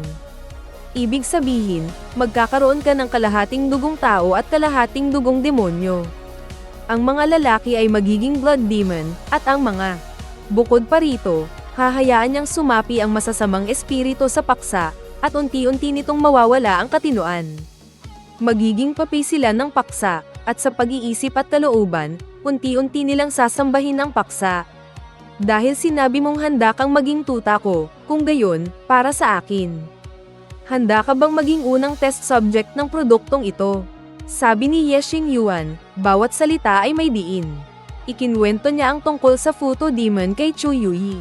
Nang marinig ito, nanlaki ang magagandang mata ni Chu Yuyi. Namutla ang kanyang mukha, at medyo natakot siya. Akala niya, ang pagiging tuta ni Ye Xingyuan ay tungkol lang sa pagpapaligaya sa kanya sa lahat ng paraan, Shaoqing. Pagsilbihan siya ng tsaa at tubig, masahihin ang balikat at hugasan ang kanyang mga paa. Paminsan-minsang romansa lang, ngunit hindi niya inasahan na itong demonyong si Ye Xingyuan, Shaoqing man, ay gugustuhin siyang gawing test subject para maging isang fusion. Magkakaroon ng dugong demonyo at magiging isang succubus. Hindi ba't ilalagay siya nito sa kabilang panig ng lahi ng mga tao at magiging mortal nilang kaaway? Para na rin siyang ginawang isang bagong hybrid na species, Shaoqing. At ang isang tulad niya ay hindi tatanggapin ng lahi ng mga tao o ng mga demonyo. Tunay ngang demonyo si Ye Xingyuan para pag-aralan ng ganito kasamang bagay na labag sa prinsipyo ng mga tao. Ngunit matapos ang matagal na pag-iisip, sa huli ay napakagatlabi pa rin si Chu Yuyi. Nanginginig ang kanyang puso habang hirap na hirap siyang bumigkas ng ilang salita. Si Yuyi, pumapayag. Pumapayag na maging test subject ng Young Master. Dahil sinabi kong payag akong maging tuta ni Ye Xingyuan, Shaoqing. Para mailigtas si Kuya Lihaw, kailangan niyang gawin ito. Ang isang tuta, gaya ng ipinapahiwatig ng pangalan, ay ang pagbibigay ng walang anumang limitasyon para sa isang tao. At ngayon, para kay Ye Xingyuan, kailangan na lang niyang talikuran ang sarili ng walang anumang limitasyon. Sa ganoong paraan lang niya makukuha ang pabor ni Ye Xingyuan at maibabalik kay Kuya Lihaw ang karapatang ma-sponsor. Tinitigan ni Ye Xingyuan si Chu Yuyi. Nakita niyang namumutla ito na parang papel. Pero matigas pa rin at matatag ang kanyang sagot. Napangiti si Ye Xingyuan sa kasiyahan. Kung ganoon, ipagkakaluwag ko sa iyo ang photo demon seal. Salamat po, batang amo. Pilit na ngumiti si Chu Yuyi. Dahan-daang hinawi ni Ye Xingyuan ang buhok sa noo ng dalaga. Naramdaman ang ginagawa ni Ye Xingyuan. Napaurong sa takot si Chu Yuyi. Tiningnan ni Ye Xingyuan ang takot na itsura ni Chu Yuyi. Shaoqing, ngumisi siya ng masama, anong kinatatakot mo? Hindi naman kita kakainin. Sabi niya, sabay taas ng photo demon seal sa kanyang kamay. Mag-relax ka, ipikit mo ang iyong mga mata. Masunuring ipinikit ni Chu Yuyi ang kanyang mga mata. Shaoqing, hawak ni Ye Xingyuan ang photo demon seal, idiniin niya ito sa noo ni Chu Yuyi. Isang malakas na dagandong ang narinig, at agad na pumasok ang demon seal sa katawan ni Chu Yuyi. Pagkatapos ay naging isang lilang ilaw ito at pumasok sa pagitan ng kanyang mga kilay. Shaoqing, samantala, tumabi naman si Ye Xingyuan. Pinanood niya ang mga marka ng succubus sa pagitan ng kilay ni Chu Yuyi na dahan-daang kumalat hanggang sa mataakpan nito ang buong katawan niya. Napangiti si Ye Xingyuan at lihim na nag-isip. Talagang maganda ang bigay ng system. Itong hindi kumpletong bersyon ng Mind Steel Seal. Ngayong binago ko ito, mas lalo pang lumakas ang kapangyarihan nito. Napakaganda ng epekto. Hindi lang nito binibigyan ng may selyo ng likas na katangian at lahi ng mga demonyo. Pinapanatili rin nito ang pangangatawan ng mga tao na magaling sa cultivation. Ang nakakatakot na halimaw na nilikha sa ganitong paraan. Kung palihim akong magpapalaki ng isa at ipapadala sa kalawakan, mababago ang dehadong posisyon ng Blue Star sa universo. Kahit na hindi nito kayang labanan ng ibang lahi. Siyam, sa pagharap sa pang-aapi at panggigipit mula sa ibang mga planeta ng tao, o kahit na sa ancestral star ng mga tao. Magiging mas madali ang lahat. Batang amo, dahan-daang iminulat ni Chu Yuyi ang kanyang mga mata. Siya na kanina lang ay kaakit-akit at mapanukso, ngayon ay mas lalo pang naging kaakit-akit at malandi. Hell level. Nang makitang nagising si Chu Yuyi, bahagyang napangisi si Ye Xingyuan. Kumusta? Anong pakiramdam mo? Batang amo, napakaganda po ng pakiramdam ni Yuyi ngayon. Shaoqing man, Natuklasan ni Chu Yuyi na ang kanyang cultivation ay tumaas ng isang malaking antas. Nakarating ito sa unang yugto ng Parameter Realm, Xiao Qingshi, at nagpakita rin ng senyales ng kahiyuan ang katawan niya. Xiao, nangangahulugan ito na malapit na rin siyang magkaroon ng martial soul. Xiao Qingman. Bukod pa rito, ang kanyang katawan ay napuno ng kulay dugong marka ng succubus. Ang kanyang balat ay lalong naging maningning at makinis, na parang gawa sa mamahaling jade. Mabuti kung ganoon. Bahagyang ngumiti si Ye Xingyuan, at muli niyang tiningnan si Chu Yuyi. Nagbago-bago ang tingin sa kanyang mga mata, at bumaba ang kanyang boses. Pumunta tayo sa secret room. Susuriin kita. Titingnan ko kung may masamang epekto sa katawan mo ang Futo Demon Seal. At titingnan ko na rin kung nasaan mismo ang Futo Demon Seal, Xiaoqing. At kung paano nito binago ang istruktura ng katawan mo. Nang marinig ito, hindi nagpakita si Chu Yuyi ng kahit kay-titing na pag-aalinlangan o pagtutol. Sa halip, namula ang kanyang mga pisngi, at may bahid ng pananabik sa kanyang mukha. Si Yuyi po ay susunod sa utos ng batang amo. Kitang-kita naman ni Ye Xingyuan ang lahat ng ekspresyon sa mukha ni Chu Yuyi. Napangiti siya at tumango. Dinala niya si Chu Yuyi patungo sa pinakatago niyang secret room. Dito nakatago ang kanyang mga pinakamalalim na sikreto. Iilan lang ang nakapasok dito. Makalipas ang ilang araw, lumabas si Ye Xingyuan mula sa secret room habang buhat-buhat ang malambot na katawan ni Chu Yuyi. Sa mga sandaling ito, mas lalong tumindi ang demonyong katangian sa katawan ni Chu Yuyi. Xiaoqing, mas naging malinaw rin ang mga marka ng succubus sa kanyang katawan. Xiaoqing man, mas naging nakakatakot din ang kanyang cultivation. Sa loob lamang ng ilang araw, ang cultivation ni Chu Yuyi ay tumaas na naman ng 2 maliliit na antas, at umabot na sa 3 yugto ng Parameter Realm. Tara na, sasamahan kitang palayain ang Kuya Lihaw mo. Habang tinitingnan ang mga pagbabago sa katawan ni Chu Yuyi, nakasiguro na si Ye Xingyuan.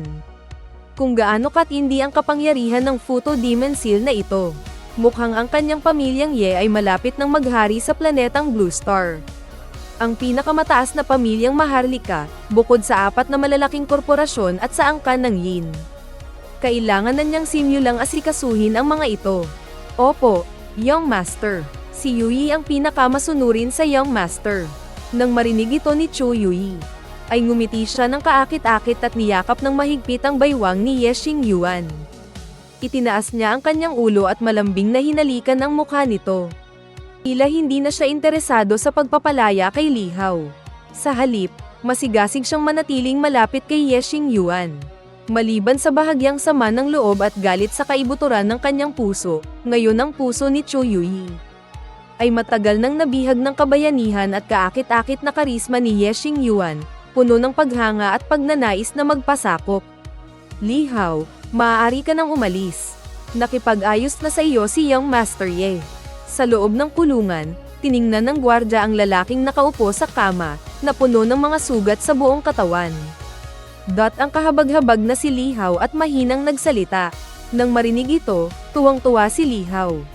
Ang kanyang mga mata na dating bagsak at bigo, ay biglang nagningning sa pag-asa.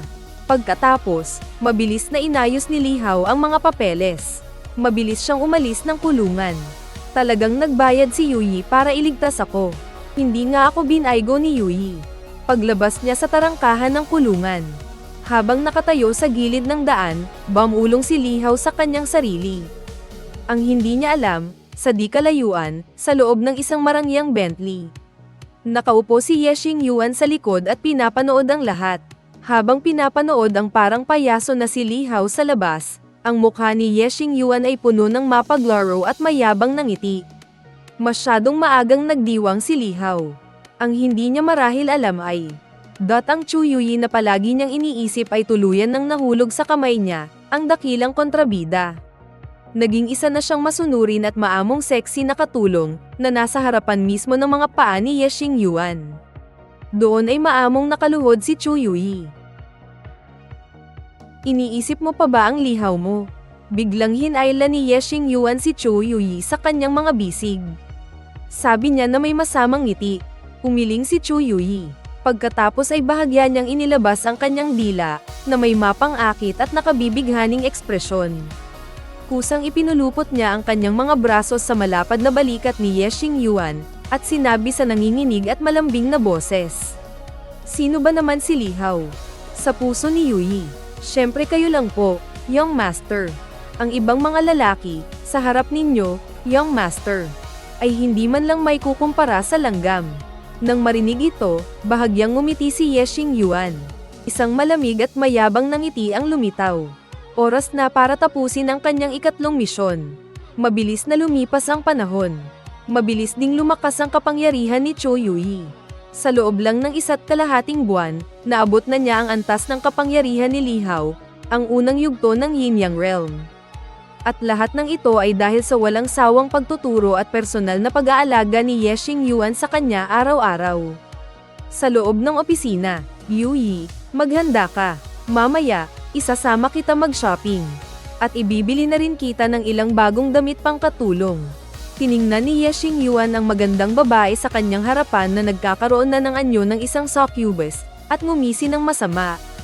Kasabay nito, bahagyang sumingkit ang kanyang mga mata, na tila nagpapahiwatig ng panganib. Katulad ngayon sa harapan ni Ye Xingyuan. At ang pinaka-importante sa lahat, si Cho Yui ay mayroon pang magaan at magandang make-up. Ang kanyang perpektong mga tampok ng mukha, perpektong katawan, at ang kanyang kaakit-akit na aura. Talagang mahirap pigilan ang sarili. Sige po, Yui, nagpapasalamat po sa Young Master. Pagkasabi niyan, tumingala si Cho Yui. At buong pagmamahal na tumingin kay Ye Xingyuan, ang kanyang boses ay nakakakiliti at kaaya-aya. Pagkatapos, sanay na kinuha ni Cho Yui mula sa cabinet ni Ye Xingyuan ang ilang itim at puting medyas, pati na rin ang iba't ibang estilo nito. Inilagay ito sa portable space na ibinigay sa kanya ni Ye Xingyuan. At sa tabi niya, nakita ni Ye Xingyuan ang eksenang ito. Hindi niya mapigil ang mapang-isi. Talagang alisto, karapat-dapat ngang maging katulong ng pamilya niya. Talagang ang maunawain. Hindi nagtagal, dinala ni Ye Xingyuan si Cho Yui sakay ng kotse sa pinakaabalang commercial center ng syudad. Dahil si Ye Xingyuan ang batang amo ng Ye Group, isa sa mga pinakamakapangyarihan sa Blue Star. Kaya naman pagdating pa lang niya, napunta na sa kanya ang atensyon ng lahat. Nagtanong si Cho Yui. Itinuro lang ni Ye Xingyuan ang commercial building sa harapan nila. Doon tayo. Mag-iikot muna tayo sa mall. Ibibili kita ng mga gamit. HMM. Sagot ni Cho Yui, at sumunod agad. Mabilis na pumasok ang dalawa sa mall, magkatabing naglakad papasok. Ang commercial center na ito ang pinakamaunlad na lugar sa buong syudad, at pinakakumpleto rin ang mga tinda rito. Sa sandaling pumasok si Ye Xingyuan sa mall kasama si Cho Yui, hindi mabilang na mga titig ng paghanga ang napunta sa kanya. Agaw pansin ang pag-akbay ni Ye Xingyuan kay Cho Yui. Kahit gaano karami ang mga taong nakatingin sa kanila, hindi man lang sila naapektuhan. Ito ang unang beses na dinala ni Ye Xingyuan si Cho Yui sa isang pampublikong lugar. At sa ganito pa kaeng-grandeng paraan niya dinala si Cho Yui sa mall. Siyempre, may sariling dahilan si Ye Xingyuan kung bakit niya ito ginagawa. Hindi kalayuan. Si Li Hao na nagtatrabaho bilang security guard sa mall, tila hindi pa napapansin ang lahat. Masipag pa rin siyang nagtatrabaho, paminsan-minsan ay tumitingin sa numero ng floor sa elevator. Hindi namamalayan, napunta ang tingin ni Li Hao kina Ye Xingyuan at Cho Yui. Sa kanilang likod na magkadikit, yung babae, bakit kamukhang kamukha niya si Yui? Kinuskus ni Li Hao ang kanyang mga mata. Pero nang humarap sina Ye Xingyuan at Cho Yui para maglakad sa ibang direksyon. Nang makita ni Li Hao ang pamilyar na mukha na iyon, bigla na lang kumabog ng malakas ang puso niya. Sa isang iglap, para bang tinamaan ng kidlat si Li Hao. Parang napakabigat ng katawan niya, hindi siya makagalaw sa kinatatayuan niya. Nakasuot si Yui ng sexy na fox maid costume. May buntot pa ng fox, isang napakaganda at kaakit-akit na babae ang lumitaw sa kanyang paningin. Sa sandaling iyon, nagkagulo ang isip ni Li Hao. Imposible. Talagang imposible. Hindi makapaniwala si Li Hao sa nakikita niya. Si Cho Yui nakayakap ni Ye Xingyuan. Sa mismong sandaling ito, Kitang-kita pa ni Lihaw, ang mukha ni Chu Yuyi ay puno ng hiya at pang-aakit. Nakasandal siya sa mga braso ni Ye Xingyuan, parang isang tamad na pusa. Ang maliit niyang katawan ay nakasiksik sa lalaki.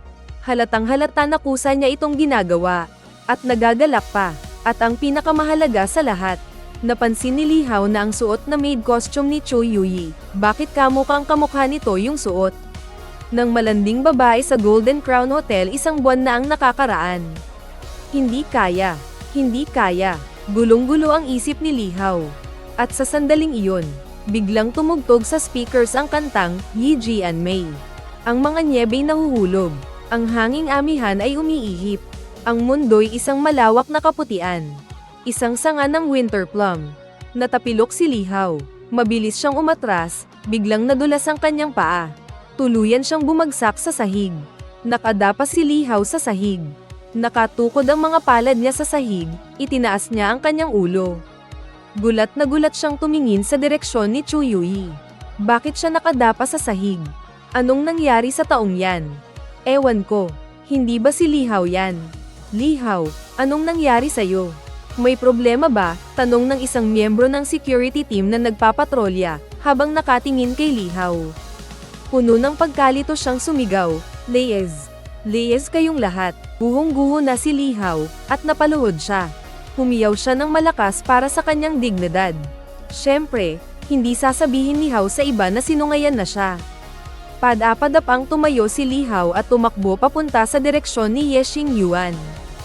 Pero nang malapit na siya sa kanila, lalo na nang makita niya ang mga bodyguard na kasama ni Ye Xingyuan. Naduwag si Lihaw. Mukhang malalakas ang lahat ng bodyguard ni Ye Xingyuan. Hindi niya sila kaya, at natatakot siyang makipag-away ulit kay Ye Xingyuan.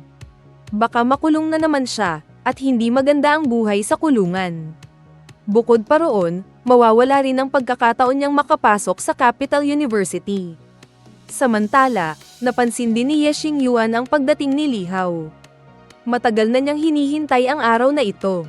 O mas tamang sabihin, matagal na itong hinihintay ng orihinal na may-ari ng katawan niya. Yuyi, may isang napaka-interesanteng tindahan ng damit pambabae rito. Pasukin natin at tingnan. Sa isang mapanukso at malalim na boses, inakit ni Ye Xingyuan si Chu Yuyi. Tumingin si Chu Yuyi sa interesanteng tindahan ng damit pambabae na tinutukoy ni Ye Xingyuan na may bahid ng hiya sa mukha. Pero puno rin siya ng pananabik. Bilang masunurin sa Young Master, magalang na sumagot si Chu Yuyi. Puno ng pananabik ang kanyang malambing na boses. Tara na. Pagkasabi niyon, hinawakan ni Ye Xingyuan ang kamay ni Chu Yuyi at pinagsalikop ang kanilang mga daliri. Naglakad silang magkasama, habang si Lihaw ay mahigpit na nakasunod sa likuran. Pero nang makita niya ang pangalan ng tindahan ng damit pambabae na pinasukan nila, gumuho ang buong mundo niya. Huwag, Yuyi, nakikiusap ako sa'yo, huwag kang pumasok dyan. Mula sa di kalayuan, pinapanood ni Lihaw si Chu Yuyi. Nang makita niyang tila papasok na ito sa interesanteng tindahan, nagsimula siyang magmakaawa ng mag-isa. Pero sa ikinagulat ni Lihaw, hindi lang pumasok ang kanyang Yuyi. Tumakbo pa ito sa pinakagitnang display area at kinuha ang napaka-interesanteng bestida. Isinukat niya ito sa kanyang katawan para ipakita kay Ye Xingyuan. Nang makita ang napaka-interesanteng bestidang iyon, halos mabaliw na si Lihaw. Tuluyan na siyang nawala sa sarili. Langya, para sa tao ba yan? Sa sandaling iyon. Sa kanyang isipan, may nabuo ng mga eksenang hindi kayang ilarawan.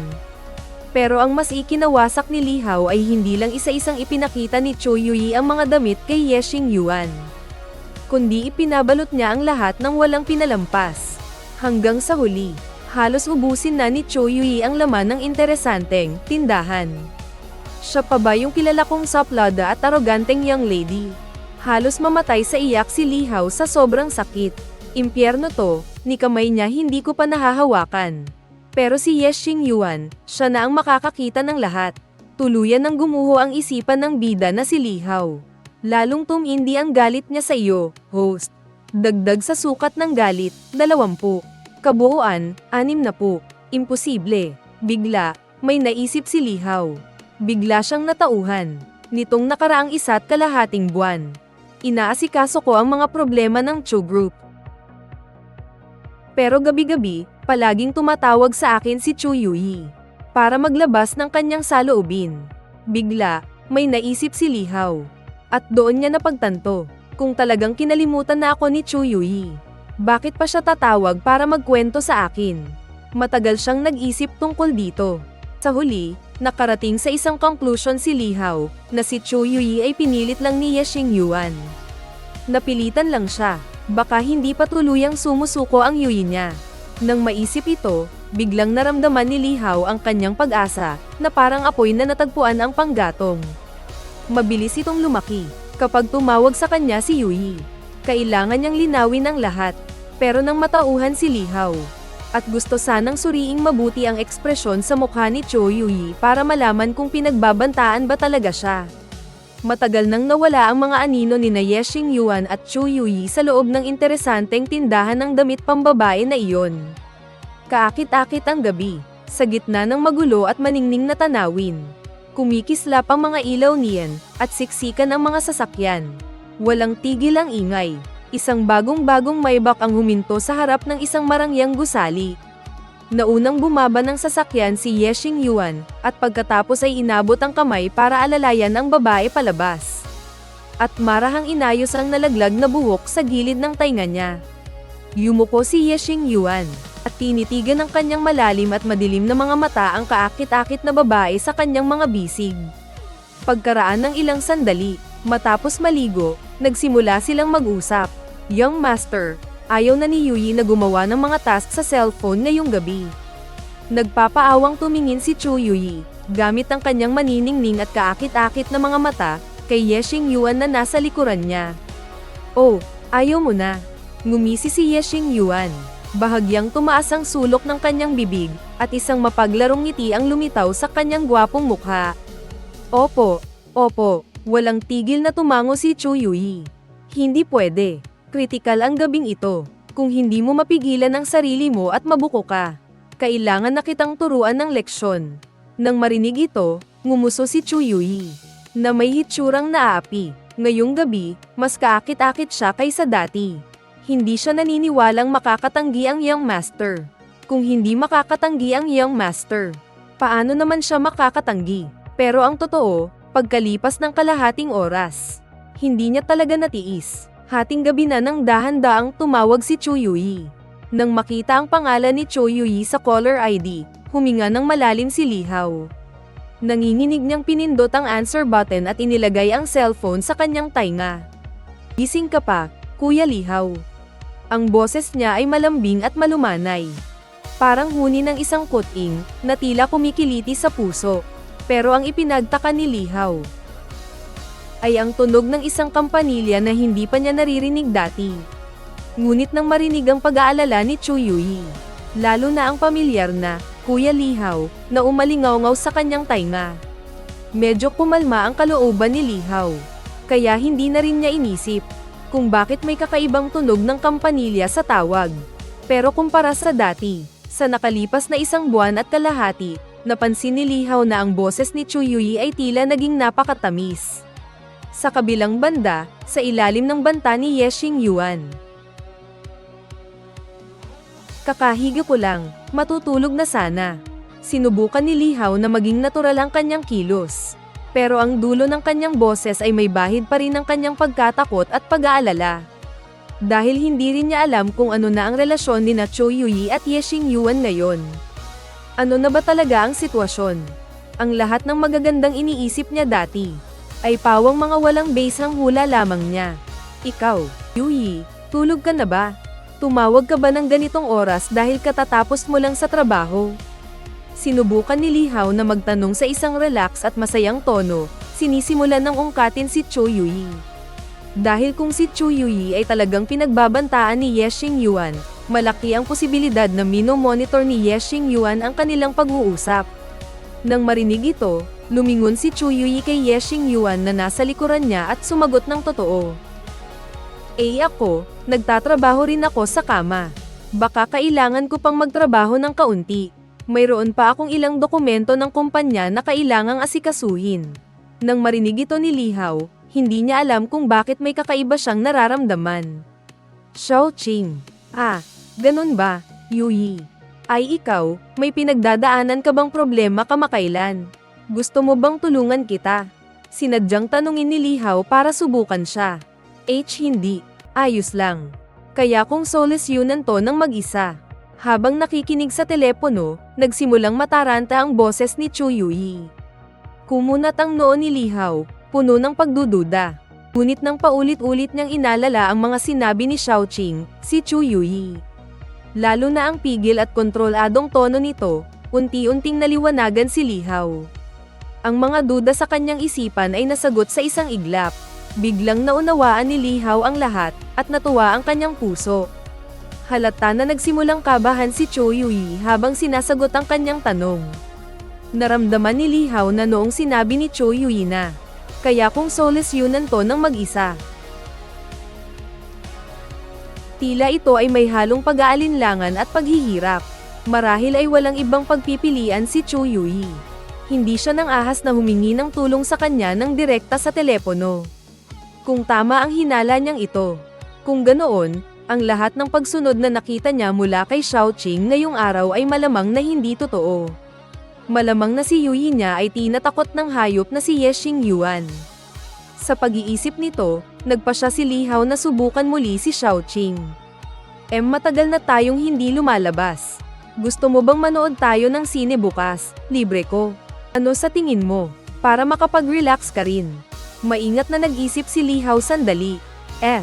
Naisip niya na ito na ang tanging pagkakataon para makasama si Chu Yuyi nang silang dalawa lang. Kung hindi pinipilit si Chu Yuyi, siguradong hindi siya papayag na makipag-date at manood ng sine kasama niya. Bukod pa roon, madilim ang sinehan. Madali ring makapagtago. Kung talagang tinatakot siya, magiging madali para kay Chu Yuyi na sabihin sa kanya ang totoong sitwasyon sa loob ng sinehan. Nang hindi natatakot kay Ye Xingyuan. Kung pumayag si Chu Yuyi, malinaw na ang lahat, at siguradong tama ang kanyang iniisip. Nang marinig ito, muling lumingon si Chu Yuyi kay Ye Xingyuan na nasa likuran niya. Nang makitang bahagyang tumango si Ye Xingyuan, agad na naintindihan ni Chu Yuyi. Kaya pumayag na siya. Sige. Nagkunwari si Chu Yuyi na nag-aalinlangan, pagkatapos ay masayang pumayag. Nang marinig ito, agad na natuwa si Lihaw. Nawala ang lahat ng kanyang pag-aalala, at ang sumunod na sinabi ni Chu Yuyi ay lalo pa siyang ikinatuwa. Kuya Lihaw, salamat sa nakalipas na buwan. Sa palaging pag-aalaga sa akin noong panahong kailangan kita. Kung hindi ko alam. Kung wala ka, paano ko malalampasan ang lahat? Lalo na ngayon, hindi ko na kaya. Sobrang dami ng trabaho sa kumpanya. Pagod na ako. Habang nagsasalita, hindi na napigilan ni Chu Yuyi ang umiyak. Tila gusto niyang ilabas lahat ng kanyang nararamdaman. Siyempre, 30% lang ang direktang nasabi ni Chu Yuyi, ang natitirang 70% ay nakatago lahat sa kanyang mga luha at paghikbi. Biglang nakaramdam ng awa si Lihaw. At kasabay nito, nakumpirma niya ang kanyang hinala. Siguradong tinakat lang ni Ye Xingyuan si Yuyi. Yuyi, huwag kang matakot. Pumunta ka sa sinehan bukas, ha? Palagi kitang sasamahan. Agad namang inalo ni Lihaw. Oo. Salamat, Kuya Lihaw, sa pakikinig sa pag-iyak at paghikbi ko. Sa pagsama sa akin at sa hindi pagdududa sa akin. Napakabuti mo talagang tao. Nakahinga ng maluwag si Chu Yuyi. Para siyang nakaligtas sa kapahamakan. Muntik na talaga siyang mamatay kanina. Oo nga pala, Kuya Lihaw. Alam mo ba, bumili ako ng wind chime kanina. Isinabot ko ito sa salamin. Kapag umiihip ang hangin, ang lakas ng hangin ngayong gabi, kaya walang tigil ang pagtunog nito. Sa tuwing nakikita kong hinihipan ng hangin ng wind chime, para ko na ring nakikita ang sikat ng araw na tumatagos dito papunta sa salamin. Nagre-reflect ito ng nakakasilaw na liwanag, napakalinaw na parang kristal. Napakaganda, at kaaya-aya tingnan. Walang tigil na nagsalita si Chu Yuyi. Tila gusto niyang kausapin pa ng matagal si Lihaw para hindi siya mahalata. Kaya humanap na lang si Cho Yui ng iba't ibang topic para hindi makahalata si Li Hao. Nag-usap silang dalawa ng ganoon hanggang sa hating gabi. Hanggang sa kabanata 16, ang alitan ng pamilyang Ye. Click asterisk nasira ang telepono. Awa sa sarili na lumingon si Yui. Tumingin siya kay Ye Xingyuan na nasa likuran niya. Ang itsura niya ay parang isang kuting na labis na inapi. Mahina, kaawa-awa, at walang magawa. Bahagyang kumunat ang noo ni Ye Xingyuan. Sa gwapo niyang mukha na kasing lamig ng yelo, may bahid ng pagkainis. At sa pagtingin niya kay Cho Yui, may dumaang kislap ng panunokso sa kanyang mga mata. Pagkatapos ay biglang hinayla ni Ye Xingyuan si Cho Yui sa kanyang mga braso, may halong kalamigan sa kanyang boses.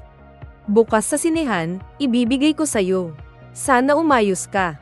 Tumango si Cho Yui, masunuring sumiksik sa mga braso ni Ye Xingyuan. Ang kanyang katawan ay malambot na parang tubig, at sa kanyang boses ay may bahid ng hinanakit at takot. Nalaman ni Yui sa mga panahong ito ang lagim ng Futo Devil Seal. Naging mas kapansin-pansin ito kay Cho Yui. Sa harap ni Ye Xingyuan, lalong hamina ang pagkatao ni Cho Yui. Hindi na nga siya ng ahas na mag-isip pa ng pagsuway. Ang kanyang buong kaluluwa ay tuluyan ng nalugmok. At ang malaking tagumpay ng eksperimentong ito na si Cho Yui, ay nagbigay kay Ye Xingyuan ng mas malaking ambisyon. Ngayon, sa ilalim ng pamumuno ni Ye Xingyuan, isang Blood Demon Legion na ganap na hinubog ng Futo Devil Seal, ay ganap ng armado at handang gamitin ni Ye Xingyuan anumang oras. Sumikat ang bukang liwayway, at naglaho ang dilim. Sumikat ang araw mula sa silangan, pinapawi ang lagim ng nakaraang gabi. Makalipas ang 2 oras, sa opisina ni Ye Xingyuan. Isang balita ang bumasag sa katahimikan. Ang panganay at ang pangalawang Young Master ay nakabalik na mula sa Starry Sky Great Wall. Sinasabing nagkamit sila ng karangalan sa labanan at nakatanggap ng Supreme Bone bilang gantimpala mula sa Human Ancestor Star. At ang pinuno ng pamilyang Xing ay nakipag-alyansa na sa ating pamilya, ipapakasal ang munting prinsesa ng pamilyang Bai, si Zilingzi, sa pangalawang Young Master. Magaganap ang kasal sa loob ng ilang araw. Nagpasya rin ang pinuno ng pamilya na bigyan ng pangalawang Young Master ng ilang shares ng kumpanya. Ang pinuno ng pamilya mismo ang magbibigay ng isang bahagi, 2 milyon, at gusto niya na ikaw, bilang kanyang kuya, ay magbigay din ng isang bahagi. Kaya naman, inuutusan ka ng pinuno ng pamilya na bumalik sa Imperial Capital bago magbukas at ibigay ang kalahati ng iyong shares. Ang matandang mayordomo ng angkan ng Ye, si Gong Shu, ay magalang na nakatayo sa harap ni Ye Xingyuan. Seryoso at taimtim ang kanyang ekspresyon. Nang marinig ito, bahagyang naningkit ang mga mata ni Ye Xingyuan. Kumislap ang isang matalim at malamig na liwanag sa kanyang mga mata. Nag-isip ng malalim si Ye Xingyuan. Walang ni isang salitang lumabas sa kanyang bibig. Ayon sa kanyang nalalaman, ayon sa orihinal na takbo ng kwento, ang kapatid niyang ito ay dapat namatay sa labanan sa Starry Sky Great Wall. At hindi na nakabalik sa Blue Star, hindi tulad ng nangyayari ngayon. Hindi lang siya nakabalik sa Blue Star, nakuha pa niya ang shares ng Yungay Group. Direkta itong nagbanta sa kanyang posisyon. Mukhang ginawa niyang katulong ang bida na si Cho Yui. Ang paglalaro niya sa palad sa bida na si Li Hao ay nakaapekto na sa takbo ng kapalaran ng buong mundo. Ang kapatid niya kaya ang magiging bagong bida. Kung ganoon, paano naman ang babaeng bida? Huwag mong sabihin, ang sarili nating munting prinsesa, si Bai Lingzi. Salamat sa pagod ninyo, Tio Fu. Mauna na po kayong magpahinga. Kailangan ko pang ayusin ang paglilipat ng negosyo ng Hudi Yuzing dito. Pagkatapos noon, babalik na ako agad sa Imperial Capital. Mahinahon ang boses ni Ye Xingyuan, pero naririnig ni Tio Gong ang nakatagong galit dito. Yumuko si Tio Gong at magalang na umalis. Ang panganay na Young Master ang tagapagmana ng pamilyang Ye, at siya rin ang pinakakarapat dapat na tumanggap ng pamana ng Yungay. Ngayong bigla na lang sumulpot ang pangalawang Young Master, hindi ko alam kung ano ang mangyayari sa sitwasyon ng panganay na Young Master sa hinaharap. Napabuntong hininga na lang sa isip si Tio Gong. Sa loob ng malawak na opisina, biglang bumalat ang isang nakakakilabot na katahimikan. Nakaupo si Ye Xingyuan sa sofa. Ang kanang kamay niya ay bahagyang nakakuyom, nakapatong sa kanyang tuhod. Ang kaliwang kamay niya ay nasa kanyang noo, habang marahang tinatapik ng kanyang mahahabang daliri ang kanyang sentido. Tila may malalim siyang iniisip. At sa sandaling iyon, dahan-daang bumukas ang pinto ng secret room. Lumitaw ang figure ni Cho Yui. Nakabihis ka na ba? Narinig ang tunog ng pagbukas ng pinto ng secret room. Narinig ang malamig na boses ni Ye Xingyuan. Nakabihis na po ako. Handa na po akong gawin ang misyon ng Young Master anumang oras, Xiao Qingman. Marahang lumakad si Cho Yui patungo sa harap ni Ye Xingyuan. Lumuhad siya, at napunta ang tingin ni Ye Xingyuan sa pisngi ni Cho Yui. Ang mga mata niya ay malalim at madilim, na may bahid ng paghanga. Tinaas niya ang kanyang kamay at sinenyasan si Cho Yui na lumapit. Nagtatakang kumurap-kurap si Cho Yui gamit ang kanyang magagandang mata, at masunuring lumapit sa harap ni Ye Xingyuan. Iniabot ni Ye Xingyuan ang kamay at hinawakan ng panga ni Cho Yui, Xiao Qing, at pinilit siyang tumingala sa kanya. Ang seryoso niyang mukha ay may halong masamang pang-aakit. Alam mo na ang dapat mong gawin, hindi ba? Nahihiyang yumuko si Cho Yui. Sa isang mahiyain na boses, sinabi niya, alam po ni Yui.